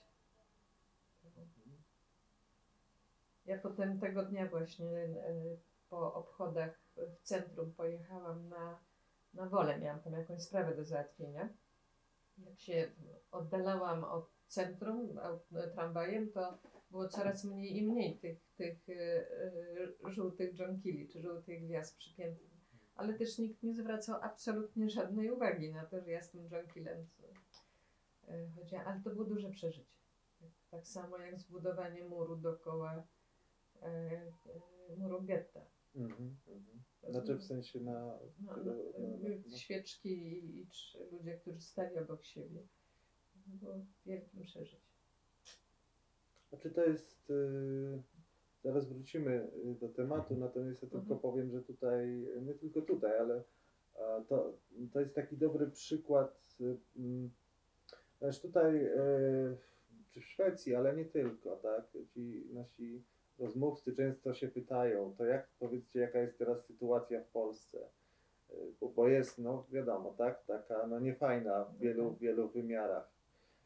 Ale ja też z drugiej strony próbuję trochę uspokoić, bo tak jak pani mówi o akcji Żonkile czy o różnych rzeczach, mi się wydaje, że w polskim społeczeństwie w ciągu tych ostatnich 20 lat powiedzmy naprawdę zaszła i zachodzi po prostu zmiana i teraz to już oczywiście należy być bardzo ostrożnym, tak, i uważnym, ale jednak choćby to, tak, jak teraz dopiero w zasadzie też sobie uświadomiłem to, co pani mówi, bo rzeczywiście ta akcja Żonkile jest bardzo jednak, mi się wydaje, w obszarze Warszawy popularna. Ludzie się z tym identyfikują. Ale to teraz ja mam pytanie, czy Warszawa jest wyspą w Polsce, czy tak jest w innych miastach też? Moja rodzina jest z Łodzi i ja jestem w Łodzi raz do roku. teraz nie, ale przez wiele, wiele lat napisy antysemickie na murach wszystkiego w Łodzi, tam gdzie się dało pisać, to było po prostu powszechne. No. Teraz po prostu nie jeździłam też po Łodzi, bo dworca nie ma, bo zawracanie głowy, bo także jadę załatwiam moje sprawy i wracam do Warszawy. Ale ja wiem, że potem widzieliśmy taki film na temat antysemityzmu w Łodzi. To było związane jakaś kobieta zrobiła taki dokument, to było związane z meczami piłki nożnej. Tak, Łódź tak, widz- że ta symbolika się tam pojawia. Tak, nie symbolika, tylko bijemy Żydów. No tak, znaczy No. tak, ale też Bo Widzew to jest Stara Łódź, a Stara Łódź to są Żydzi. tak. To taka jest... No, moje pytanie, czy to jest sprawa Warszawy, ta zmiana sytuacji, czy to jest sprawa Polski? Znaczy mi się wydaje, że to jest jednak też powiedzmy co najmniej na dwóch poziomach, to znaczy niestety to, co pani mówi o powiedzmy napisach antysemickich, graffiti antysemickim, to jest coś takiego, że jednak jak się żyje w Polsce i się wyrasta w Polsce, to na przykład ja to zawsze było gdzieś tam. I no wiadomo, co o tym należy myśleć. Ale w momencie, kiedy się wyjedzie z Polski albo spojrzy spoza polskiej perspektywy, znaczy ja tego bynajmniej nie bronię, tylko mówię, że Polska jest Polską, w której to po prostu jakby, co jest horrendalne, że to oczywiście są i inicjatywy, które z tym walczą i tak dalej, ale że to istnieje, że to się pojawia cały czas na murach, z perspektywy zagranicy jest po prostu totalnie nie do przyjęcia. A w Polsce to się staje takie właśnie polskie, tak? I to jest strasznie smutne i przerażające, bo jak się człowiek trochę wyjdzie z tej, znaczy to jest moje zdanie, jak ja spojrzę właśnie z perspektywy z zagranicy, to jest przerażające i tak też to odbierają osoby, czy tak jak państwo, którzy przyjadą do Polski. Natomiast z drugiej, czyli to na jakimś poziomie jest i ja niestety to osobiście, moje zdanie jest takie, nie wiem czy sprawiedliwe, ale po prostu to jest związane głęboko gdzieś tam to zinternalizowane w polskim społeczeństwie i kulturze i dla mnie to jest przerażające, ale z drugiej strony jeśli chodzi o prowincję, to też jest argument odnośnie jakby tych wydarzeń, które teraz mają miejsce, tak? To znaczy na prowincji jest bardzo dużo środowisk osób indywidualnych, organizacji pozarządowych, którzy rzeczywiście coś robią w swoim środowisku. Bardzo dużo inicjatyw związanych też czy z dziedzictwem żydowskim, czy z takich małych, tak. I to są rzeczy, które jak sobie o tym pomyślimy, to one przetrwają większe polityczne jakieś tam burze i zamieszania niż nawet pewne inicjatywy, które są w Warszawie, czy które są po prostu bardziej podatne, czy związane z państwowymi pieniędzmi i tak dalej. I takich inicjatyw jest po prostu multum. Tak, oczywiście. Takich lokalnych, tak? I mi się wydaje, że to też jest, że to jest bardzo ważne. To jest znaczy w zasadzie, jeśli w zasadzie nie najważniejsze, tak? Bo to są takie trwałe zmiany i to też są, to jest praca tych ludzi, w zasadzie najczęściej społeczników po prostu, gdzieś tam w tych swoich lokalnych społecznościach, ale ja wiem, że tak jest, oczywiście. To też... My mamy przyjaciółkę, która jest dziennikarką, mieszka też z naszej emigracji. mieszka w Berlinie, nazywa się Katarzyna Weintraub. Mhm. I ona ma, przez kilka lat mieszkała w Warszawie i przez 2 lata, czy 3, parę lat temu to było. I w tej Warszawie zajmowała się zbieraniem materiałów do książki o Sztetlu. To jakieś pieniądze czy jakieś stypendium niemieckie dostała i w tej sprawie przyjechała na 2 lata czy do Polski. I ta książka o Sztetlu zmieniła się w czasie jej pracy na książkę o ludziach, których ona spotkała, angażując się w temat Sztetlu. Bo w każdym takim miasteczku znajdowała na ogół młodych polskich Polaków, którzy pracowali, żeby coś zatrzymać z tej spuścizny żydowskiej, żeby się w to zaangażować. Także jest masa, ja wiem, że jest masa takich inicjatyw.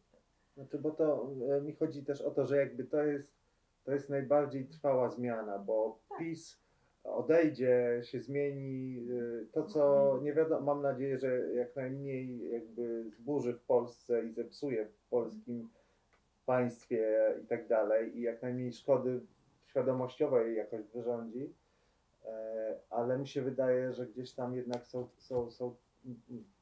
od wielu lat, jeśli chodzi też o sprawy żydowskie, po prostu są takie budowane fundamenty gdzieś tam, których tak łatwo nie będzie, niektórych tak łatwo nie będzie zburzyć, ale wróćmy może do tej historii państwa. Ja zadałem właśnie to pytanie, czy się państwo nie bali, że ta rozłąka no już będzie na zawsze, że pani nie uda się dojechać do Szwecji.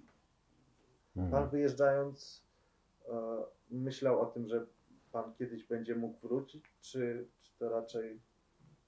Nie, to było traktowane jako bilet w jedną stronę. To nie było żadnych wątpliwości co do tego.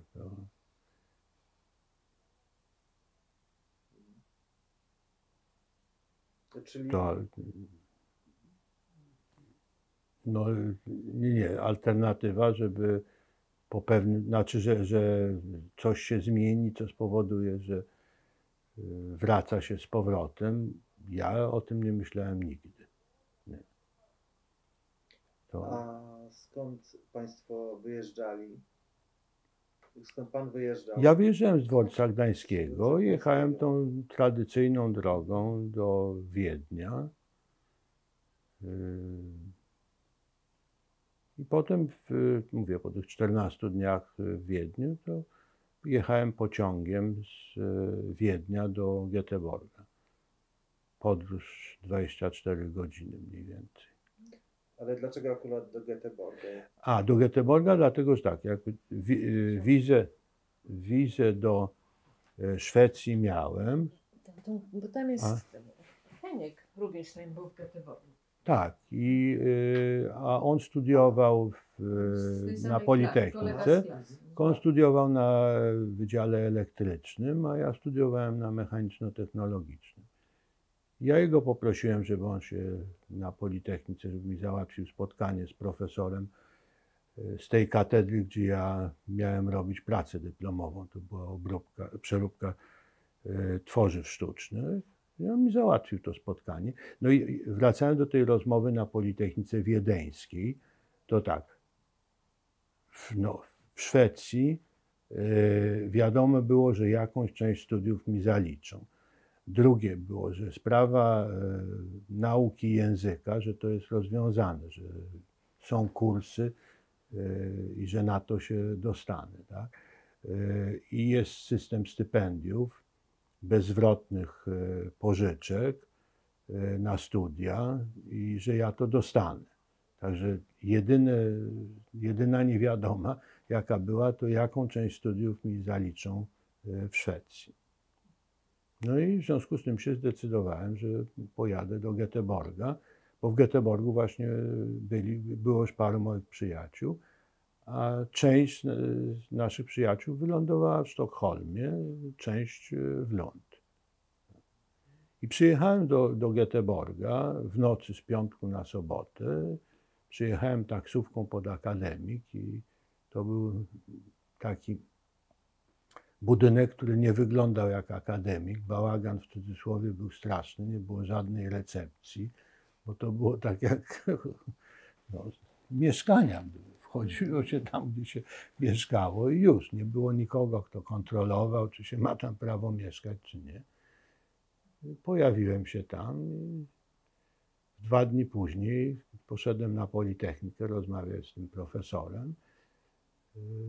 No i on tak siedział z tym moim indeksem przetłumaczonym na niemiecki i patrzy się na mnie i mówi, że w Indiach może studiują 6 lat na Politechnice, ale że on nie jest pewny, że poziom tych inżynierów w Indiach jest taki jak inżynierów tych z Politechniki w Göteborgu. Ja nie bardzo wiedziałem, skąd on o Hindusach do mnie, ale udawałem, znaczy robiłem dobrą minę do złej gry. No. Niewiele żeśmy załatwili. Znaczy, ja musiałem złożyć podanie o to, żeby studiować. Podanie przysłano do Sztokholmu. W Sztokholmie myślano przez parę miesięcy. Po paru miesiącach przyszła decyzja, że ta Politechnika ma powołać komisję składającą się z 3 profesorów, którzy mają ocenić moją wiedzę. No i wybrano te 3 przedmioty. Te 3 ustne egzaminy zdałem i w związku z tym zaliczono mi 3 lata z kawałeczkiem. Wtedy studia na Politechnice w Szwecji trwały 4 lata, czyli niecały rok miałem jeszcze, żeby zaliczyć to. Dostałem od razu pracę na Politechnice u tego profesora. Także tam jakieś podręczniki żeśmy pisali, bo to był nowym profesorem. To niemalże rewolucja kulturalna. Wszystko to, co stary profesor stworzył, to się odrzucało. No. Także to był ten wątek studiów. I w 1971 roku dostałem dyplom magistra inżyniera. Sam przyjazd do Szwecji, jeszcze to mówię, przyjechałem do tego akademika, no, nocowałem, czy mieszkałem u Henka przez parę dni, ale tu było już przygotowane cała procedura, jak się obsługiwać, jak zajmować się uchodźcami, bo my dostaliśmy status uchodźców religijnych. Także sprawa prawa pobytu i prawa pracy była jak gdyby załatwiona automatycznie i była instytucja, to było Urząd Pośrednictwa Pracy, która się miała zajmować nami. No to ja pomaszerowałem do tego urzędu i tam ta pani powiedziała, że jakieś 60 kilometrów stąd na wyspie jest taki obóz dla uchodźców, plus, że tam są szkolenia, nauka języka. No ale ja powiedziałem, że ja tym nie jestem zainteresowany, dlatego że ja chcę tutaj kończyć studia w Göteborgu. No i krótka taka rozmowa była, uprzejma. Ona mi powiedziała, że Szwecja jest wolnym krajem i że jeżeli ja życzę sobie coś innego niż oni mi proponują, to bardzo proszę, tylko że wtedy ja muszę sam sobie to zorganizować i od nich pomocy żadnej nie będzie. I że ona niestety żadnego kursu językowego w Göteborgu nie ma. No to powiedziałem, że dobrze, to w takim razie będę działał na własną rękę. To było w centrum Göteborga. Zacząłem maszerować tą główną ulicą i po prawej stronie są restauracje i po lewej. Przeszedłem 200 metrów czy 300 metrów i była restauracja, gdzie ja angielski wtedy znałem bardzo słabo, ale udało mi się wytłumaczyć, o co mi chodzi, że ja szukam pracy w restauracji i powiedzieli, proszę bardzo.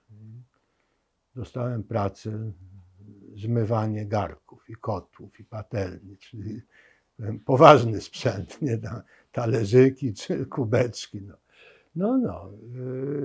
To nie było specjalnie atrakcyjne. I minął niecały tydzień, jak ta pani z Urzędu Pracy zadzwoniła, że zmieniła się sytuacja, że oni 1 grudnia zaczynają kurs w Göteborgu i się pyta, czy jestem zainteresowany. Ja powiedziałem, że bardzo jestem zainteresowany, no i zacząłem studiować szwedzki. To wyglądało w ten sposób, że się wtedy już tylko 5 dni w tygodniu mieliśmy zajęcia, 6 godzin dziennie i to wszystko trwało przez 4 miesiące. 6 godzin dziennie. 6 godzin dziennie, 5 dni w tygodniu przez 4 miesiące. I pracy, i zadanie domowe każdego dnia. No i mieszkaliśmy w końcu w kraju, w którym się, tak. Plus jeszcze, co jest dosyć istotne, że ten kurs był organizowany przez taką organizację, która działała przy Uniwersytecie w Göteborgu i warunkiem dostania się na ten kurs to było to, że się miało albo skończone studia uniwersyteckie, albo w każdym razie jakąś poważniejszą część studiów uniwersyteckich. Czyli to nie było dla ludzi, którzy mieli szkołę podstawową tylko, czyli tempo mogło być lepsze. No i mówię, 4 miesiące z małym kawałeczkiem, bo to w sumie było, zdaje się, albo 600, albo 800 godzin, już nie pamiętam. Także po tym kursie to można już było, no, rozumiało się, o czym ludzie mówili i można było prowadzić jaką taką konwersację. No efekt był taki, że jak ja dostałem pracę u tego profesora na uczelni, w jego katedrze, to musiał być koniec kwietnia, początek maja, to ja już w tych spotkaniach takich przedpołudniowych mogłem uczestniczyć. I tutaj to ja już wchodzę w ten temat, jak było w nowym kraju, co dziwiło i tak dalej. To przy jednej z takich rozmów przy kawie, to musiał być początek maja, bo coś się zaczęło mówić o tym, jak się skończyła wojna. I jedna z tych moich koleżanek, doktorantka, to mówi, że ona w moim wieku, czyli miała 24 lata, to ona mówi, że ona bardzo która opowiadała, jak to było w Göteborgu, jak się skończyła II wojna światowa. Że to, co się wydarzyło, to przyjechała po 5 latach, przyjechał pierwszy statek z bananami. I to było to wielkie zdarzenie, bo to oznaczało, że skończyła się blokada Szwecji, otworzył się port i pojawiły się te banany. No ja już na tyle szwedzki znałem, że ja zrozumiałem nie tylko puentę, ale kawałki tego dochodzenia. I mówię do niej, wiesz, Marita, że ja mam zupełnie inne skojarzenia, jak się mówi o końcu II wojny światowej. Ja mam obraz moich rodziców, tak, jak oni zaczynają się przygotowywać do powrotu z tego Swierdłowska przez dużą część Związku Radzieckiego do Polski, która jest bardzo poważnie zniszczona. I, że tak powiem, dwa różne obrazy, które się pojawiają, jak się rzuca jedno hasło, II wojna światowa. No i powiedzmy, jest wiele takich przykładów, gdzie hasło jest odbierane bardzo różnie, no bo tu w końcu spokój był przez 200 lat, tak? Także sprawa wojny, no to jeśli ktoś ma jakieś własne przeżycia, no to jest bardzo unikalny, natomiast większość, no to albo czytała w książce, albo nic nie wie, no. I to nie można mieć do nich pretensji. No po prostu tak jest, tak, taką mają historię i tak się, no. A proszę powiedzieć, jak się Państwo komunikowali przez te 2 lata, tak? Nie, rok. Przez To był rok. rok. Czy była między Panią? Tak, Była tak, listy, komunikacja. tak, listy i można było dzwonić. Z tym, że dzwoniło się w ten sposób, się zamawiało rozmowę, Było kosztowne jak cholera. no i też, trzeba było tak? czekać, no. To, Nie, myśmy mieli mniej lub bardziej umowę, że ja przyjadę. Tylko sprawa była jak. Ja jestem z zmieszanego małżeństwa. Mój ojciec był Żydem, a mama nie. I ojciec zmarł, jak byłam bardzo małym dzieckiem. Moja mama mam brata młodszego. Moja mama uważała, że jeżeli ja wystąpię o dokument podróży, to utrudnię życie i jej, i mojemu bratu. Natomiast moja mama miała bardzo dobre chody u władz. I pierwszy raz złożyłam o paszport, żeby przyjechać do Szwecji w grudniu. Parę miesięcy po Olkawie, 3 miesiące. I ten paszport dostałam. Na turystyczny paszport przyjechałam. I dałam mojej mamie słowo, że wrócę. I wróciłam. Po 2 tygodniach w Szwecji wróciłam do Warszawy i powiedziałam, że Jolek i ja podjęliśmy decyzję, że chcemy być razem i że w związku z tym ja się pakuję i jadę do Szwecji. Wystąpiłam chyba od razu o paszport, dostałam odmowę. No i się zaczęła karuzela, bo ja występowałam o paszport, to dość szybko dostawałam odmowę, po paru tygodniach prawdopodobnie. I powiedziałam, że w związku z tym wystąpię o dokument podróży. No i się zrobiła burza jak cholera w domu. Skończyło się tak, że moja mama pomogła mi z tym paszportem. Dostałam po prostu na jakąś interwencję jej przyjaciół w milicji. Dostałam ten paszport jednego dnia, ale to już było po tym, że mieli cofnięto decyzję, więc następnego dnia ja przejechałam problem. Następnego dnia ja po prostu wyjechałam natychmiast. Wzięłam ten paszport, poszłam, torbę miałam przygotowaną i pojechałam do Świnoujścia pociągiem i nie wiem, nawet nie zdążyłam odebrać tych $5, co się należało, że można było. Wtedy było tak, że jadąc, ja pamiętam, wiecie czy nie, że jak się wyjeżdżało na zachód, to miało się prawo kupić $5 za Tak, że można było tylko 5, tak. Ale to oznaczało, że na przykład na promie można sobie było herbatę kupić. No, ale mnie się tak spieszyło, że ja nie zdążyłam załatwić tych $5. Miałam pecha i był sztorm. Herbatę dostałam za darmo z litości, bo siedziałam na krzesełku gdzieś tam z boku i jak przyjechałam do Szwecji, to Olek czekał na przystani. No, od tego czasu, znaczy ślub wzięliśmy natychmiast. Z marszu, mniej lub bardziej, po prostu, żeby nie było żadnych problemów paszportowych. Ja przyjechałam w końcu maja. 6 czerwca wzięliśmy ślub, a jak tylko przyjechałam, to zostałam zaprowadzona przez chyba następnego dnia po przyjeździe. Przyjechałam do Göteborga i Olek mnie wziął za rękę i poszliśmy do budynku, w którym się odbywały kursy, tam gdzie on na kurs chodził. Olek się zdążył na tych kursach szwedzkiego zaprzyjaźnić ze swoją nauczycielką, która mówiła również po polsku. Szwedka super kobieta. I jak poszliśmy tam do niej, Olek mówi: Monika, słuchaj, potrzebujemy kurs dla tej pani i to najlepiej od wczoraj. To no mówi: dobra, wczoraj się zaczął kurs, idziemy na to.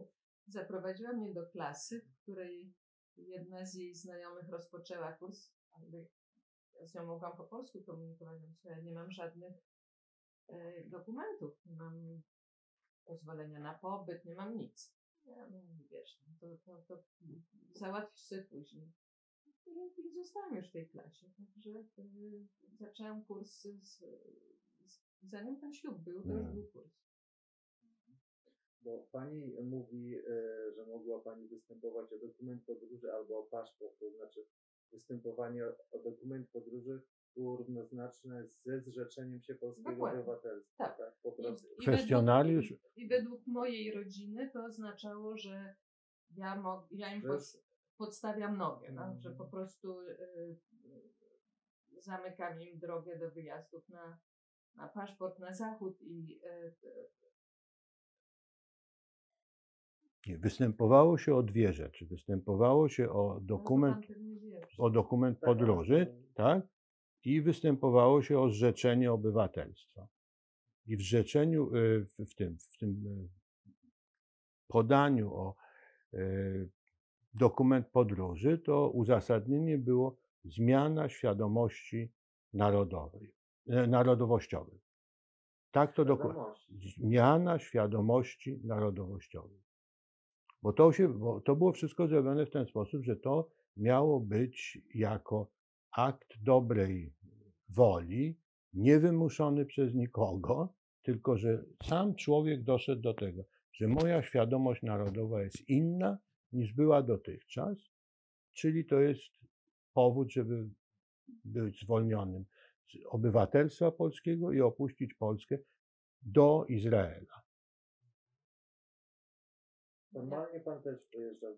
Wszyscy, ale to wszyscy, znaczy, przepraszam, może być, że ktoś, ale ja nie słyszałem o takim przypadku, żeby z tej emigracji ktoś występował o wyjazd gdzie indziej niż do Izraela. Bo to był przecież, Nie dało, to było, bo to było tak, to był stworzony taki system, żeby móc pokazać, jeśli ktokolwiek z zewnątrz by się pytał, to pokazało się przecież, my nikogo nie zmuszaliśmy. Ci ludzie sami napisali, i ja to napisałem, ja mam kopię dokumentów mojego ojca i mojej matki. Zmiana świadomości narodowej. Nie powód, tylko uzasadnienie. Zmiana świadomości narodowościowej. I już. No. Także to było przemyślane nie najgorzej. Kiedy państwo pierwszy raz przyjechali do Polski? no to różnie. No Tola była Ja byłam polską polską obywatelką. obywatelką. No tak. Miałam szwedzkiego męża. Zaraz. Nie, ale miałam męża, który był pod ochroną szwedzkiego prawa, o tak powiedzmy. W związku z tym ja przyjechałam do Polski dość po pół roku może, potem chyba, że skończyłam kurs. I spotkała mnie nieprzyjemna przygoda, a mianowicie zabrano mi paszport jak wjeżdżałam też pewnie jechałam jakimś promem czy pociągiem, bo nie miałam pieniędzy, nie mieliśmy pieniędzy na lot. No w każdym bądź razie zabrano mi paszport i powiedziano, że się po ten paszport mam zgłosić do Mostowskiej. No i ja się wystraszyłam potwornie i pobiegłam do jednego z przyjaciół, który wtedy był bardzo zaangażowany w działalność polityczną. Byłam przerażona. Ten przyjaciel po pierwsze obiecał, że pójdzie ze mną do tych mostowskich i dał mi instrukcję, co mam mówić, co mam... No. Zrobiłam tak, jak mnie poinstruował. Instrukcja polegała na tym, że mam zgadzać się na wszystko, co mi panowie mówią, bo to wychodzi z założenia, że to panowie będą i byli, dwóch. Ci panowie mnie przesłuchiwali i potem zaproponowali współpracę. I mój przyjaciel wcześniej mi powiedział, im na pewno ci zaproponują współpracę i ty się zgodzisz na wszystko, ale nie podpiszesz żadnego dokumentu. I po prostu takich przypadków musiało być bardzo wiele wtedy. No i zrobiłam tak, jak mi powiedział. To, miałam jakiś numer telefonu i miałam zadzwonić następny raz, jak przyjadę, miałam zadzwonić do jeden z tych panów miał się ze mną umówić w kawiarni i dostałam mój paszport w tym momencie. Nie podpisałam żadnego dokumentu. I więcej do Polski już po prostu nie jeździłam. Dopiero po tym, że otrzymałam szwedzkie obywatelstwo. Ale mogę też opowiedzieć historię, jeśli to jest interesujące. Jednej z naszych, bo to spotkało nie tylko mnie. Dziewczyna, która też, ona nie miała ślubu, ona miała chłopaka. W Szwecji przyjechała do Warszawy. To sama sprawa, podpisała. Tylko tyle, że ona nie miała dobrych doradców. I podpisała dokument o współpracy. Wróciła do Szwecji, poszła na policję, żeby o tym poinformować. Poinformowała, zebrała wszystkich swoich znajomych i opowiedziała, co się wydarzyło. Po kilku tygodniach czy miesiącach zjawił się pod drzwiami jakiś człowiek, zapukał do drzwi i powiedział jakieś hasło, co to tam ona. I w tym momencie ona głośno krzyknęła w stronę kuchni, że wiesz co, przyszli. I wyszedł taki wielki facet, kulturysta. I powiedział, panowie, spadacie stąd. I więcej nie wrócili. Czyli przyszli z Tak jest. Tak, tak. służby. Przyszła jakaś służba przyszła, ale skończyło się na strachu tylko. Oni potem zmienili mieszkanie, także więcej tam ich nie nachodzono. Pierwszy, pan się pytał, kiedy do Polski. Wtedy w Szwecji było tak, że żeby dostać obywatelstwo szwedzkie, to trzeba tu było mieszkać 7 lat. My przyjechaliśmy tutaj jako bezpaństwowcy i mieliśmy takie dokumenty podróży. No, ten dokument był ważny we wszystkich krajach. Do Polski z tym nie można było jeździć. W związku z tym ja do 1976 roku nie przyjeżdżałem do Polski. Ja nawet argumentowałem, miałem korespondencję z ministrem na temat tych zasad, że 7 lat. Ja uważałem, że powinno być trochę krócej. Tam nawet była sprawa tego, że jakaś bardzo poważna sportmenka dostała obywatelstwo po chyba 3 latach czy 4 latach, bo coś takiego można było zrobić. Ja argumentowałem, że to, że tak długo mam czekać na obywatelstwo, to mi utrudnia pracę, utrudnia życie, ale to mi niewiele pomogło. Także ja poleciałem do Polski w 1976 roku, a wtedy jeszcze było tak, że była umowa o bezwizowym jeżdżeniu między Polską i Szwecją. Na wszelki wypadek sprawdziliśmy jeszcze tutaj w Ministerstwie Spraw Zagranicznych, czy ja mogę jechać. To nie chodziło o ogólną zasadę, tylko o mnie konkretnego, a teściowa z kolei z polskiej strony sprawdziła i obie strony powiedziały, że nie ma absolutnie żadnych przeszkód w tym, żebym ja pojechał. Ja przylatuję do Warszawy. Nie. Ja jestem na liście osób, które nie mają prawa wjazdu do Polski.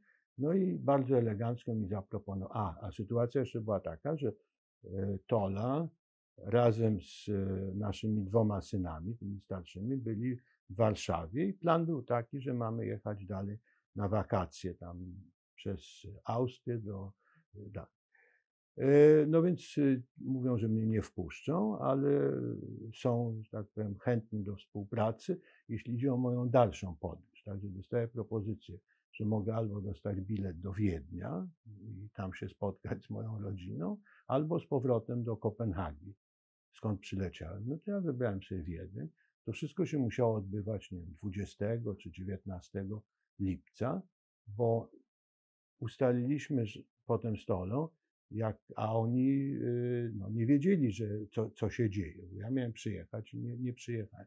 No w każdym razie, to ja pojechałem do Wiednia, a Tola z chłopcami przyjechała na granicę polsko-czeską i to było 22 lipca, prawda? Tak, no bo wtedy się odbywała wielka libacja na granicy. Celnicy zabawę mieli dużą, przepuszczali 8 samochodów na godzinę. Także ruch był straszny. No. I potem już po tym 76 roku to trwało. Jak mnie nie wpuścili, który to było? To był 79. To był czerwiec 79. No i jak długo był ten przepis o bezwizowej wymianie czy możliwościach odwiedzania Polski i Szwecji, to nikt z tej emigracji naszej nie był pewien, czy go wpuszczą do Polski, czy nie. Część miała rodzinę, a część nie, ale bardzo duża część ludzi miała rodziny ciągle, czy część rodziny przyjaciół w Polsce.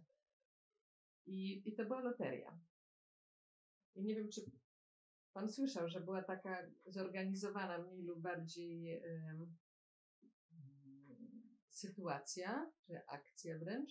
Miała szwedzka delegacja dziennikarzy jechała do Warszawy na zaproszenie, nie wiem czyje. I do tej delegacji dołączyły chyba 2 osoby z naszej emigracji, dziennikarze czy przyszli dziennikarze.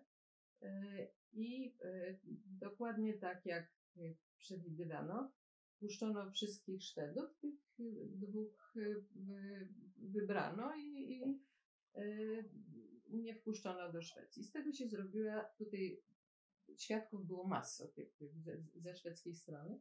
I po powrocie całej tej delegacji z powrotem, tam ktoś odmówił wjazdu, Tak.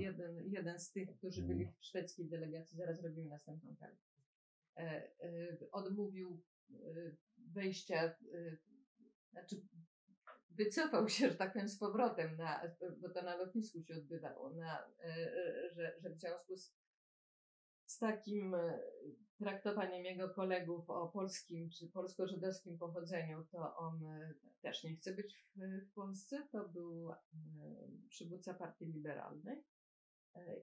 I po powrocie tej grupy z delegacji do Sztokholmu z powrotem zrobiła się straszna rozruba w tych gazetach.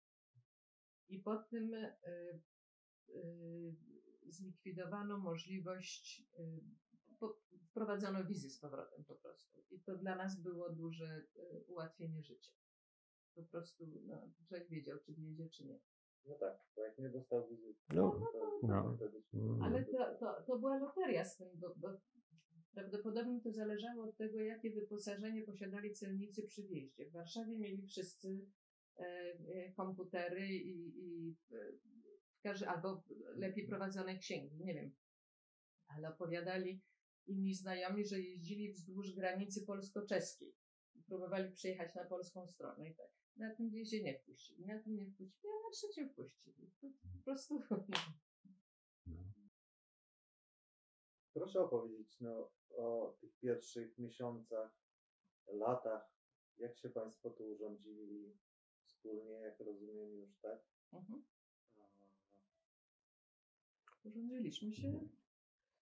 Ja poszłam na kurs, ten sam typ kursu, który Olek miał. To znaczy 20 tygodni. Złożyłam. No i po tych 20 tygodniach zaczęłam się uczyć znowu. Nie na Akademii Sztuk Pięknych, bo w ogóle nie wiedziałam, jak to załatwiać. Tylko złożyłam papiery na architekturę. I zaczęłam na Politechnice. Ale radziliśmy sobie, mieliśmy stypendia.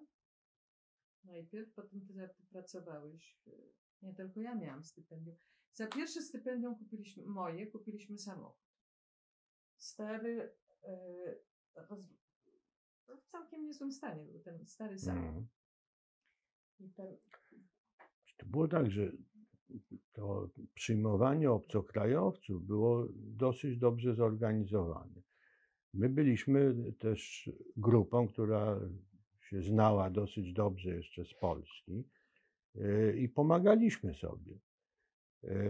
I jak człowiek wszedł w ten system, to znaczy pośrednictwo pracy, pomogło w załatwieniu mieszkania, studia były za darmo i były stypendia, no to sytuacja była dosyć dobra. No.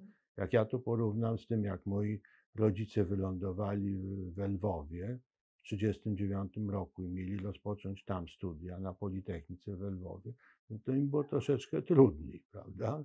Także, ale mówię, to, że mieliśmy dookoła siebie przyjaciół, a część z nich już była tutaj rok dłużej, czy może nawet troszeczkę więcej, także oni już byli no niemal jak tubylcy, system, czy część tego systemu znali. I poznaliśmy też, mieszkając w takim akademiku, poznaliśmy masę ludzi, z częścią z nich się przyjaźnimy do dzisiejszego dnia. Także i dla części tych ludzi my też byliśmy czymś atrakcyjnym. Także to, to był taki okres bardzo przyjemny. No. Jak zamieszkaliśmy razem w akademiku, bo tutaj jest tak, że jak się jest parą, to można wystąpić o trochę większe mieszkanie w akademiku, więc mieliśmy, ja wiem, to było ze 25 metrów. Bo, no, 2 pokoje. jedno większe pomieszczenie plus Tak. mini sypialnia. No w każdym bądź razie można tam było spokojnie mieszkać i studiować, i mieć miejsce na książki i tak dalej.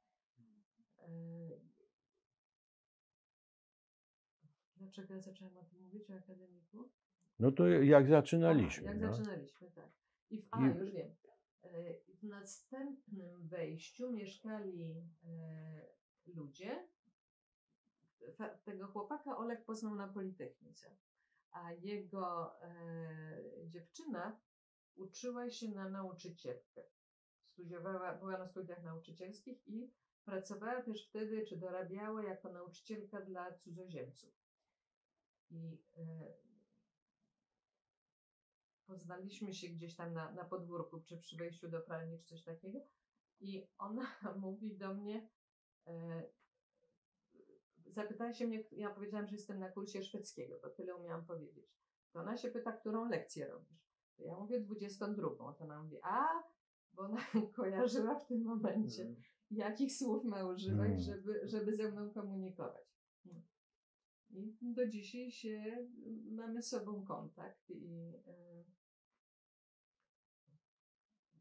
Ale tak to rzeczywiście poszło, poszło dość szybko. To spotykanie nowych znajomych i przez studia, i przez akademię. Ale cała nasza grupa funkcjonowała jak prawdopodobnie klan rodzinny. Myśmy bardzo sobie pomagali. Spotykaliśmy się bez przerwy. No tak, ale to był akademik w centrum miasta, standard mieszkań bardzo wysoki, serwis też świetny. Jak ja zacząłem pracować na Politechnice, to tam było paru doktorantów, między innymi był taki chłopak, z którym ja miałem trochę kontaktu. I on po paru tygodniach do mnie mówi, wiesz Aleksander, mówi, jak długo tutaj jesteś na Politechnice, to mówi, jest taki świat życzliwy, grzeczni ludzie są, ale mi po pewnym czasie to wiesz, musiał jako inżynier pracować w innym środowisku. I on mi zaproponował, że on mi będzie pomagał w szwedzkim. Mówi, że jak będziesz mówił coś niepoprawnie, to mówi, to ja ci pomogę w tym. I przez tych parę miesięcy, co ja byłem w tej katedrze, ja się szwedzkiego nauczyłem od niego bardzo dużo. Także atmosfera była życzliwa. Ale mówię, to był sektor wybrany. To nie byli przeciętni ludzie z ulicy, tylko ludzie. Chodziliście pracować do portu? No tak, oczywiście, ale prace, ale prace, jakie na początku były do wyboru, no to było ograniczone. Tak, ja pracowałem, jak skończyłem pracę na Politechnice, to pracowałem trochę, roznosiłem gazety rano i miałem też taką kartę tymczasowego pracownika portu, gdzie wyglądało tak, że rano się tam maszerowało do biura tego portu i oni tam o 6 czy wpół do 7 rano wyczytywali, bo się miał numer identyfikacyjny, kto może pracować na jakim statku. I to jak się studiowało, to było bardzo dobre rozwiązanie, bo jak człowiek miał chwilę czasu i chciał popracować, no to można się było tam zgłosić, a nie było tego, że trzeba każdego dnia pracować. No i potem pracowałem przez parę miesięcy jako nauczyciel na zastępstwie. Uczyłem przedmiotów technicznych i potem się zbliżał się nasz pierwszy syn, no to stwierdziłem, że ja jednak z takich tymczasowych robót, no to daleko nie prowadzi. I zacząłem pracować w Volvo w 1972 roku jako robotnik i tam po 6 miesiącach dostałem pracę jako inżynier. A czy Państwo nie myśleli w tym pierwszym okresie, w tym powiedzmy kilku pierwszych miesięcy, czy nawet kilku lat, o tym, że wrócą Państwo do Polski? Czy to było absolutnie już... To było załatwione sprawa. To nie, ja nigdy. Nie. Myśmy mówili zawsze po polsku z dziećmi, ale to było też związane, no po pierwsze to było najprostsze, no bo oczywiście nasz szwedzki nie był dostateczny, ale też była taka polityka wtedy, żeby mówiono nam, że ucząc dzieci polskiego, dajemy im lepsze podstawy do innych języków, co prawdopodobnie jest słuszne. I mogliśmy, naszych dzieci, jak rozpoczęły szkołę, to mogli dostawać lekcje polskiego, jako że polski był ich językiem Ojczystym. Także niewiele się tam uczyli, co prawda, ale polityka była taka, że w jakiś sposób stymulowano tych. Myśmy przyjechali na tyle wcześnie, że ta duża fala cudzoziemców, która później się tutaj pojawiła, nie była prawdopodobnie nawet planowana, żeby przyjmować tylu cudzoziemców. W związku z tym spotkaliśmy się z bardzo dużą pomocą. I polski, czy uczenie dzieci polskiego było takim refleksem, ale właściwie większość ludzi wśród naszych przyjaciół mówiła po polsku ze swoimi dziećmi. Te dzieci, także dziś jak spotkacie, akurat Joanna miała utrudnione życie, bo spotkała się Bo jej dzisiaj, mąż Tak, jest jest Szwedem. Szwedem. jej No. mąż jest Szwedem, który co prawda polskiego się uczył, ale to nie jest taka naturalna sytuacja. Jest dużo trudniej zachować język, jeżeli jedno z rodziców tylko mówi. Ale tam, gdzie oboje, to właściwie wszyscy dookoła nas mają dzieci mówiące dobrze po polsku. Ale powrót do Polski w ogóle nie wchodził w grę.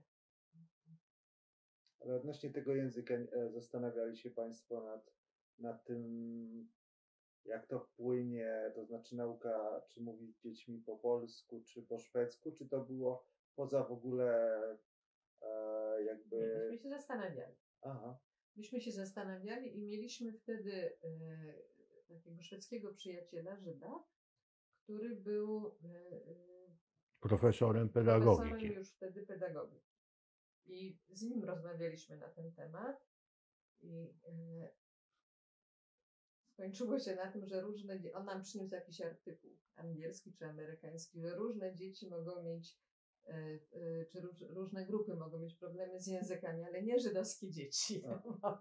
Także... No nie, ale zasada, po pierwsze mój ojciec był też autorytetem w tej sprawie z tego powodu, że on się na końcu wychowywał w dwujęzycznym środowisku, tak? Bo niemiecki i polski.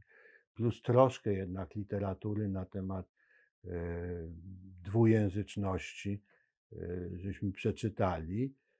No i po trzecie jest tak, że to było praktyczne rozwiązanie, no bo my w 1972 roku jako tako mówiliśmy po szwedzku, ale to nie był taki język, że można nawiązać jakiś głębszy kontakt uczuciowy z dzieckiem. No i też tego języka małych dzieci to my za bardzo nie znaliśmy po szwedzku, tak? Bo jednak uczyliśmy się szwedzkiego jako dorośli ludzie. No. Kołysanek po szwedzku, no to nie za bardzo, także nie wtedy. No. Także to nie była taka trudna decyzja.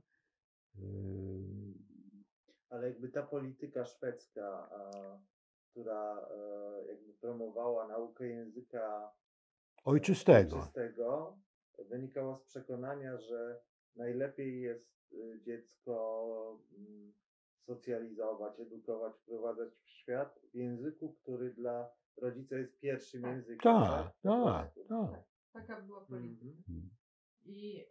I była też, ja pamiętam spotkanie pierwsze w szkole, na którym z nauczycielkami, gdzie uważano, że to jest wtedy dzieci już były dwujęzyczne. Jak już poszły do pierwszej klasy, no to mówili oczywiście po szwedzku tak samo dobrze jak szwedzkie dzieci, a to spotkanie było z tego powodu, żeby dopracować ich szwedzki, że dzieci, które były dwujęzyczne, wiadomo było, że części języka nie mają opanowanej, na przykład są to wszystko, co dotyczy domu, kuchni, nie wiem, no to tych słów oni nie mieli przerobionych.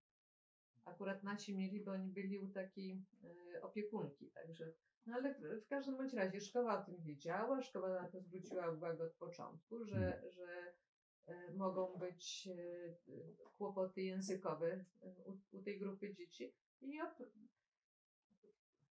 w tym momencie, to był koniec lat 70., było na tyle dużo świadomości, że pomoc przyszła, zanim była potrzebna. Nie trzeba było mieć problemów, żeby otrzymać dodatkowy trening szwedzkiego. Z tym, że jest tak, że ta nauka języka ojczystego to były 2 godziny w tygodniu, To prawda? był uśmiech na Także serce. to nie była jakaś wielka sprawa i to nie było wielkie obciążenie. I potem dla tych starszych dzieci to była jeszcze sprawa tego, że stopnie się, tutaj nie ma żadnych egzaminów wstępnych do czegoś, tylko jest konkurs świadectw. I jeśli można było dostać dobry stopień z tego ojczystego języka, no to dzieci nie są głupie, prawda? Czasami nawet jeszcze wspierają ich rodzice, no to wychodzi dobra, to można było dostać 5 właśnie z tego polskiego, czy jakiego tam innego języka, bez tego, że się dziecko strasznie napracowało. Ale ten pierwszy nasz okres w Szwecji, jak pamiętam, Ja, to było... jako pozytywny. Żadnych, że tak powiem, prześladowań tutaj, żadnych problemów z nawiązaniem kontaktu ze środowiskiem. Prowadziliśmy się, czy kupiliśmy dom wspólnie z przyjaciółmi w 79 roku. I jak opowiadam to bardzo często, jak jesteśmy w Polsce, to mnie się pytają, jacy są Szwedzi. Że podobno tacy, że podobno się. Ja mówię, ja nie wiem, jacy są Szwedzi. Ja wiem, jacy są moi przyjaciele, jaki jest Hans, jaka jest Anna, ale każdy jest oczywiście innym człowiekiem. Jak myśmy się wprowadzili do Göteborga, do willi, to był taki 2-rodzinny, duży dom. To był 1 maja 79 roku. Mieliśmy 2 małych dzieci. I wprowadziliśmy się z przyjaciółmi. Przyjaciółka była też z naszej migracji z Polski, miała męża z Nowej Zelandii. I siedzieliśmy wszyscy, jak już te graty zostały wniesione do środka, tośmy siedzieli wszyscy na trawniku przed domem. Przechodziła jakaś kobieta, młoda z wózkiem. Zatrzymała się przy płocie i mówi do nas: hej. Mówi, że tak fajnie wyglądacie, tacy pełni entuzjazmu, no to my mówimy, że właśnieśmy się tutaj wprowadzili. To ona mówiła, jak fajnie, dzisiaj wieczorem u mnie jest zabawa, może byście przyszli. I się okazało, że ona mieszkała, nie wiem, 4 domy stamtąd. I to też przyjaźń trwa do dzisiaj. W każdym bądź razie poprzez taką energiczną sąsiadkę, jak ta Annę, tośmy natychmiast poznali wszystkich, co tam w okolicy mieszkali. To nie jest historia, którą wielu ludzi ma do opowiadania tutaj, tak jak ja rozumiem. Ale taka jest nasza historia. Żeśmy się bardzo wsiąkliśmy w działalność, czy w otoczenie w Göteborgu, tam gdzie Przemieszkaliśmy tam 30 lat. Przyjeżdża do Wiednia, tak? Lutym 72. Tak. Daleko powie, ale I jak oni tam już zostali? Tak. Oni mieszkali tam. Mój ojciec zmarł w 89, a mama zmarła 2 lata temu, w 2015 we wrześniu. Jak mama tam przyjechała, jak mówię, ona była też magistrem inżynierem, ale to, żeby ona mogła dostać pracę, ona już wtedy miała 51 lat, no to było wykluczone, ale ona znała no, dobrze rosyjski i polski, w końcu studiowali w Związku Radzieckim i znała dosyć dobrze niemiecki, ale nie na tyle, że mogła sama tłumaczyć na niemiecki, ale mogła pomagać w tłumaczeniach i w tłumaczeniach technicznych. A mój ojciec pracował przez wiele lat w takiej firmie Festo, niemiecka firma, która się zajmuje hydrauliką, elektroniką. I pracował głównie ze starą wschodnią Europą, czyli z Związkiem Radzieckim, z Niemcami Wschodnimi i troszeczkę z Polską. Bardzo dobrze to szło i prywatna firma jest, rodzinna nawet. Także ci właściciele, dwaj bracia byli z niego bardzo zadowoleni, bardzo szanowany tam był. No. I mieszkali cały czas w Wiedniu.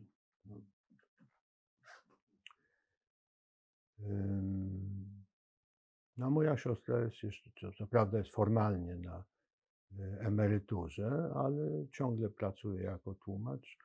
Ona głównie tłumaczy, bierze tłumaczenia kabinowe i tłumaczenia dla policji, dla sądów, tego typu.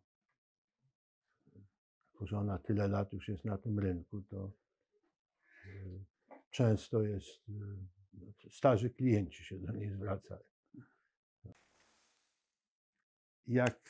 No, po tym, że zacząłem w 1972 roku, jak zacząłem pracę w Volvo, to jeszcze przed tym mały taki epizod.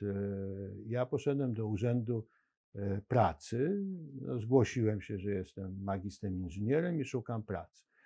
No i ta urzędniczka, młoda dziewczyna, zaczyna mi robić taki krótki wykład na temat tego, jak istotna jest praktyka w karierze inżyniera i że ja powinienem zacząć pracować jako robotnik, żeby zapoznać się z atmosferą warsztatów i rozumieć itd.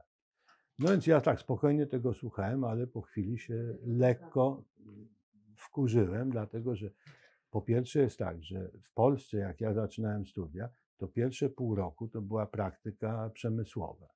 Także ja spędziłem moich 6 miesięcy w Ursusie, jeżdżąc na godzinę 6 rano tam. Także co to jest warsztat, to ja mniej więcej wiedziałem. Myślałem, że wiedziałem co najmniej tyle samo, co moi szwedzcy koledzy inżynierowie. No w każdym razie ona taki wykład miała dla mnie. Ja się tym na początku niespecjalnie przejąłem, ale zorientowałem się, wysłałem, nie wiem, 100 podań o pracę i nigdzie nie dostałem pracy. W jednym miejscu nawet dostałem, ale to troszeczkę jest moja wina.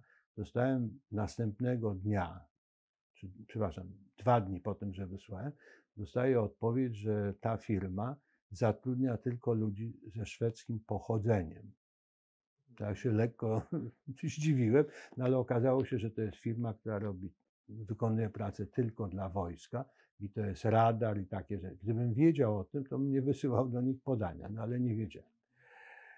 Także ja zacząłem pracować w Volvo w sierpniu 1972 roku i pracowałem montowałem wycieraczki tylnej szyby i takie trójkątne okienko w samochodach.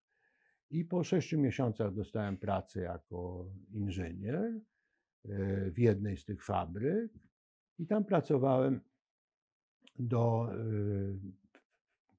w tej jako inżynier produkcji do 1977 roku, czyli przez jakieś 4 lata. Po czym przeniosłem się do Volvo ciężarówek i tam zajmowałem się różnymi projektami nowych samochodów na nowe rynki. Między innymi prowadziłem taki projekt ciężarówki dla Brazylii, specjalnej ciężarówki na rynek szwajcarski i jednocześnie zaangażowałem się w związki zawodowe.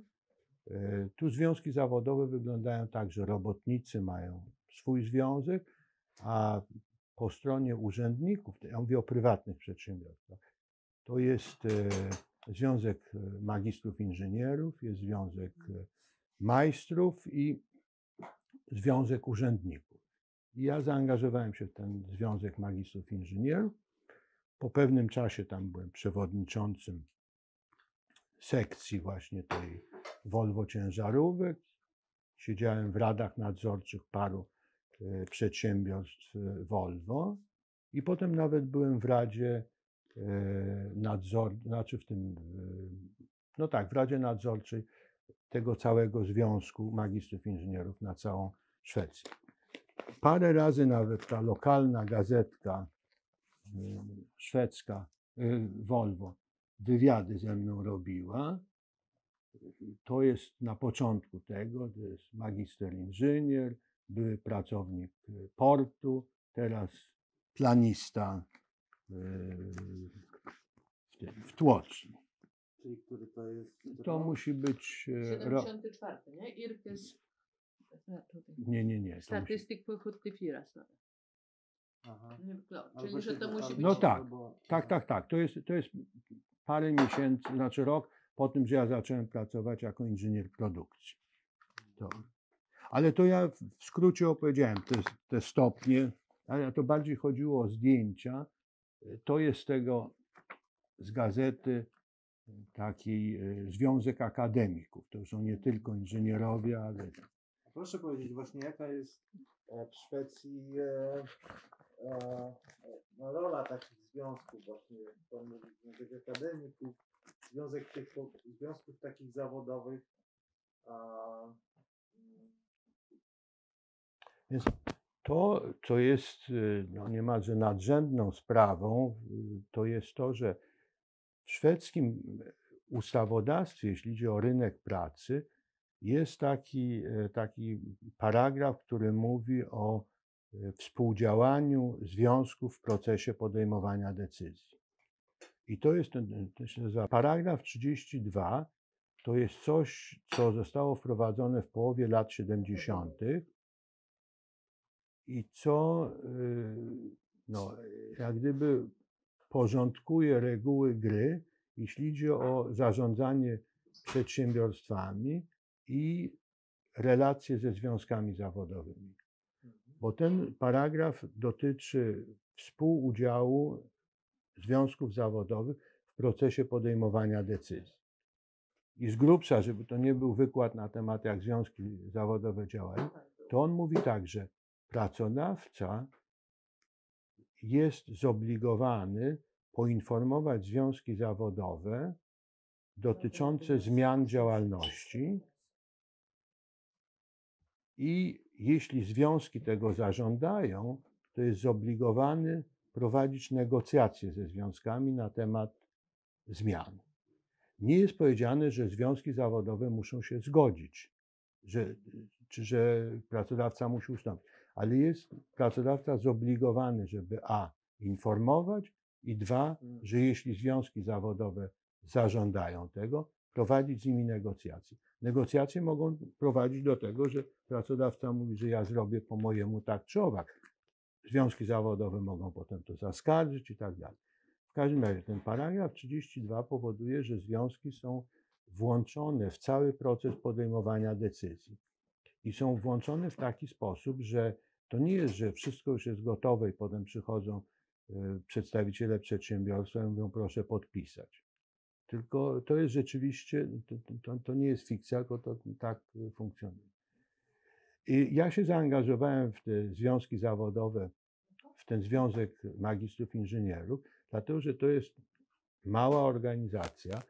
ci ludzie, którzy działają w tym, oni nie są nastawieni na karierę związkowców, dlatego że oni mają swój zawód wyuczony i spędzili parę lat w tym. Także poświęcają temu, a pracodawca jest zobligowany udzielić im wolnego, czyli w ramach pracy to można robić. No, także ja działałem w tym, mówię, najpierw lokalnie w ciężarówkach, potem w ramach całego koncernu Volvo i pod koniec tej mojej działalności nawet na całą Szwecję. Także i te sprawy, w które ja się najbardziej zaangażowałem, to jest sprawa relacji między przemysłem i uniwersytetami. Jako że ja studiowałem dosyć dużo, bo ja studiowałem i na Politechnice w Warszawie, Politechnice w Göteborgu i robiłem taki program MBA w szkole handlowej w Göteborgu. Także ja parę lat temu poświęciłem. No i w związku z tym parę razy w tych gazetkach Volvo i w gazetkach tych związków były wywiady czy rozmowy ze mną. To trochę tego mam. Znaczy ja wspomniałem o tych zdjęciach, my byśmy bardzo chętnie,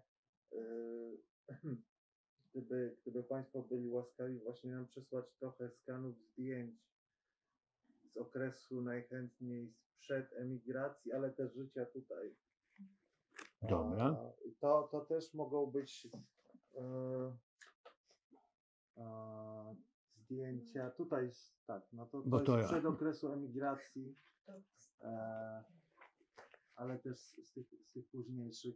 Dobrze. To Też mogą być z tych gazet, to mi się wydaje bardzo, bardzo fajnie. I co pan wspomniał, że pan pracował w Polsce? no więc właśnie, to było tak, że no, po zmianie systemu, po 90 roku, to między innymi Volvo zainteresowało się polskim rynkiem, Volvo ciężarówki i w 91 roku rozpoczęły się rokowania między Jelczem i Volvo i potem nie tylko Jelczem, a Ministerstwem Przemysłu i Ministerstwem Przekształceń Własnościowych. Jako że ja znam polski i no, jak ten projekt się rozpoczął, to ja byłem w to włączony.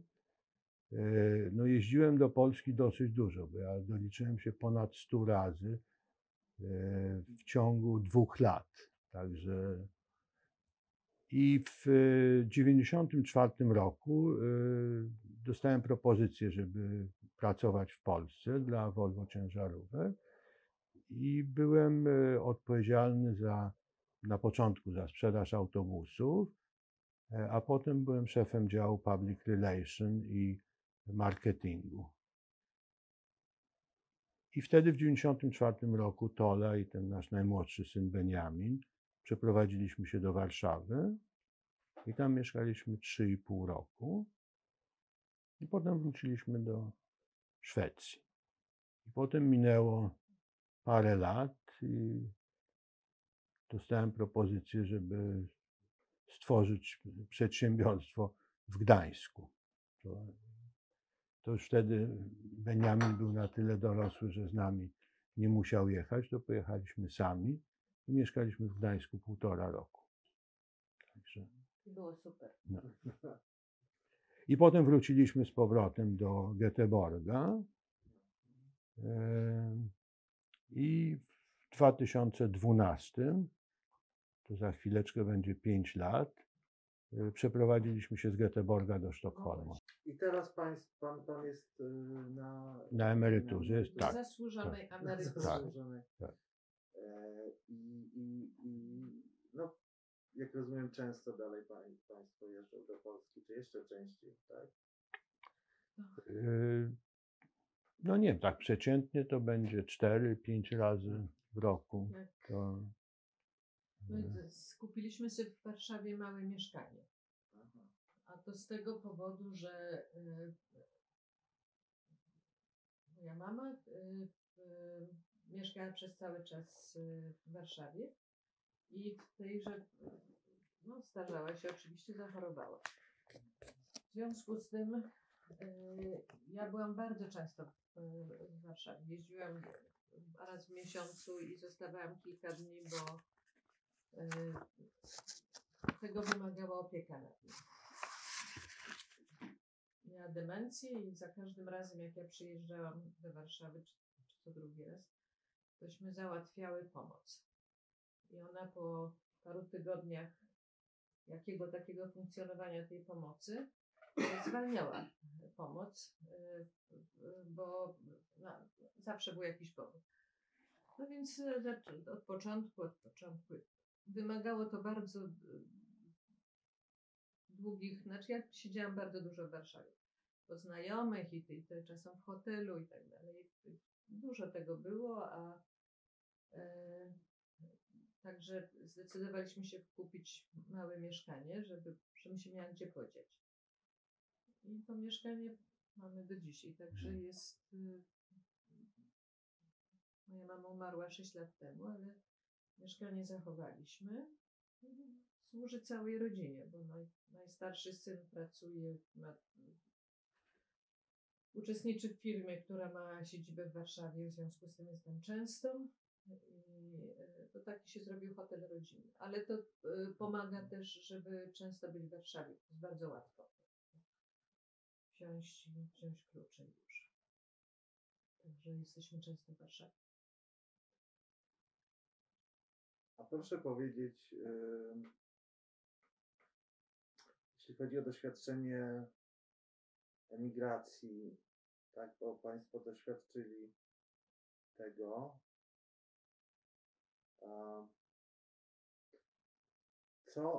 co takie doświadczenie zmienia, nie wiem, w postrzeganiu świata? Wszystko. Jakie, no bo to jest, jak rozumiem, bardzo, no tak, no takie, tak jak Pani mówi, doświadczenie, które zmienia wszystko, ale czy są jakby, czy mają Państwo jakąś taką refleksję, czy człowiek, który doświadczył emigracji, nie wiem, widzi pewne rzeczy w inny sposób, czy widzi pewne rzeczy, których nie widzi człowiek, który nie ma takiego doświadczenia? Ja Panu coś powiem. To jest tak, że każdy ma tylko jedną perspektywę, swoją własną. Jak się dokonało tego procesu, jak się ma ten proces emigracji za sobą, to wiadomo, jak my działamy w stosunku do tego procesu. Natomiast brakuje nam perspektywy tej, co by było gdybyśmy nie wyemigrowali. Ja to sobie mogę to wyobrazić, ale jakby człowiek się rozwinął wtedy, czy nie wiem. Ale ja myślę, że taka droga, którą my zrobiliśmy, jest, że to jest pozytywne. To jest, albo inaczej, to ma i pozytywne, i negatywne strony oczywiście. No, ale ten sam początek, ten pierwszy okres, to był ja go pamiętam jako bardzo pozytywny okres. Przeżywałam, ja przynajmniej bardzo tęskniłam za Polską, za zapachami, językiem, ludźmi. Ale jak się ma 20 parę lat i się cały czas było trzymanym dość krótko, bo to rodzice, bo nie ma pieniędzy, bo się trzeba spytać, bo się trzeba dopasować i nagle człowiek nic takiego nie musi robić. No to jest straszny problem. To ma wiele aspektów. To nie jest tylko to, że się zostawia, że się zmienia kraj, ale zmienia się w ogóle sytuacja z dziecka, w którym ja byłam traktowana jako dziecko i nagle dorosły człowiek sam decyduje. A czy my może jesteśmy, Tola i ja, w tej szczęśliwej sytuacji, że mamy doświadczenie emigracji, ale mamy też doświadczenie życia w różnych krajach. Dlatego, że jest różnica między tym, że Belg przeprowadza się do Holandii, a tym, że ktoś zostaje wyrzucony z jednego kraju i nie wiadomo, gdzie wyląduje. Tak? My żeśmy nie zaznali fizycznego, bezpośredniego, natychmiastowego zagrożenia w Polsce. Ja się nie czułem przed wyjazdem w Polsce, że ktoś mi może zrobić fizyczną krzywdę natychmiast. I ta sprawa, jak nie ma się tego przeżycia, to w dużym stopniu to jest sprawa tego, że się przenosi człowiek z jednego systemu do innego. No i trzeba się tego nauczyć. Ta historyjka, którą ja opowiadałem o zakończeniu II wojny, o bananach, no człowiek, który nie przeżył czegoś takiego, nie ma takiego refleksu. Oczywiście, że to można wymyśleć, tak? Takie pytania, jak pamiętacie wojnę, czy co było istotne, ale w ogóle, że to może być sprawą, że to jest no, bardziej refleks niż jakieś przemyślenie. I mnie się zdaje, że te doświadczenie, które my mamy, zarówno z emigracji, jak i z tego mieszkania w dwóch różnych krajach, to jest troszkę tak, jak mój ojciec opowiadał, jaka jest różnica między mądrym człowiekiem i inteligentnym. Wyląduje w takich sytuacjach, z których inteligentny może się wyciągnąć. Tak? I najprawdopodobniej emigracja daje dodatkową mądrość. No. Bo to, że jak się człowiek przenosi z jednego kraju do drugiego, to jest mniej więcej taka sprytność uliczna, czy takie, że człowiek wie, że to działa troszeczkę inaczej, w związku z tym lepiej jest się dowiedzieć od tubylców, czy coś takiego. I że bo jest bardzo duża grupa ludzi, którzy pracując przenoszą się z kraju do kraju. I oni są już takie specjalne stworzenia, że oni mogą pracować 3 lata w Abu Dhabi, a potem pojadą do Australii, a potem pojadą gdzieś indziej. Oni się nie nauczyli tych głębszych różnic między tymi krajami, bo ich to niespecjalnie interesuje, oni nie są do tego zmuszeni. Natomiast ludzie w sytuacji takiej, w jakiej my byliśmy, że się emigruje, w każdym razie takie jest nastawienie od początku, to nie myślą o tej alternatywie, ja mogę wrócić z powrotem do tego, co ja znam, tylko wiedzą, że muszą wejść w coś nowego, czego oni nie znają. I teraz jest oczywiście różnica, czy człowiek może mieć pozytywne nastawienie i znaleźć te najlepsze rzeczy z tego. Część naszej emigracji to są ludzie, którzy to się skończyło tragedią. Dlatego, że to, że oni się musieli, że ich wyrwano z tego, co oni znali, co oni kochali i wylądowali w sytuacji, gdzie nimi się nikt nie interesował. No to tragiczne. Co powoduje takie rozwiązanie, czy to rozwiązanie, że to jest dobre, czy pozytywny koniec, to ja nie wiem. To trzeba się mądrzejszych ode mnie pytać. Że tych historii, które mają tragiczne zakończenie, to jest dostatecznie dużo. Tak, no to ja wiem. Są ludzie, którzy nie wyrobili właściwie należy wspomnieć o tych ludziach, bo to jest teraz sobie pomyślałam o tej książeczce Ewy Herbst, o tych wierszykach. Taka kobieta, która... Tak, Słyszał Pan o no, tym? myśmy z nią robili też w ogóle nie mam czemu. na Harii, też w Izraelu. Tak. Bo jej brat jest przykładem człowieka, który sobie nie poradził. I to nie tylko, nie on jeden. Był taki poeta i muzyk. Leonard Gwiazda, który zachorował na schizofrenię bardzo wcześnie, długo po tym, jak przyjechał do Szwecji. I nie ma go już. I ewidentne to przeprowadzka mu nie pomogła. Mhm. I jeszcze paru innych się znajdzie. Tylko w tej grupie, która wylądowała w Szwecji, jest część ludzi, którzy to nie wyrobili. A proszę powiedzieć, czy Państwo, gdzie jest Państwa ojczyzna teraz? Czy Państwo są emigrantami w Szwecji? Czy są po prostu, kim Państwo tutaj są? Znaczy, jak Państwo czują? Ale w kategoriach jakich? Co, że tak powiem, jest do wyboru? Gdzie jest ojczyzna? Nie, no raczej Nie. tak, raczej wolałbym nie podawać, Aha, okej. ponieważ moje to co ja powiem może być nieadekwatne do Mhm. tego, co Państwo czują, ale właśnie może tak, gdzie jest ojczyzna? Ale ja nie wiem, czy w ogóle musi być ojczyzna. No, To po prostu jak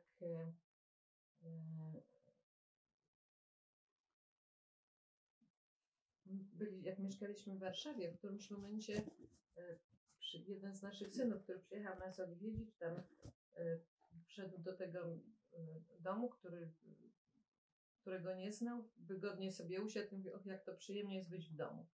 Ja mówię, dziecko, czy to jest twój dom? To on mówi, wiesz co, dom jest tam, gdzie wy jesteście. I ja myślę, że to tak jest, że ponieważ my mamy tutaj rodzinę i przyjaciół, to tu jest dom, a ojczyzna, ja nie wiem. Jest wiele ojczyzn, bo jest, tęskni się za zapachami, za jakimiś małymi kawałkami rzeczywistości, ale nie za książek i spod dostatku. To ma się z sobą.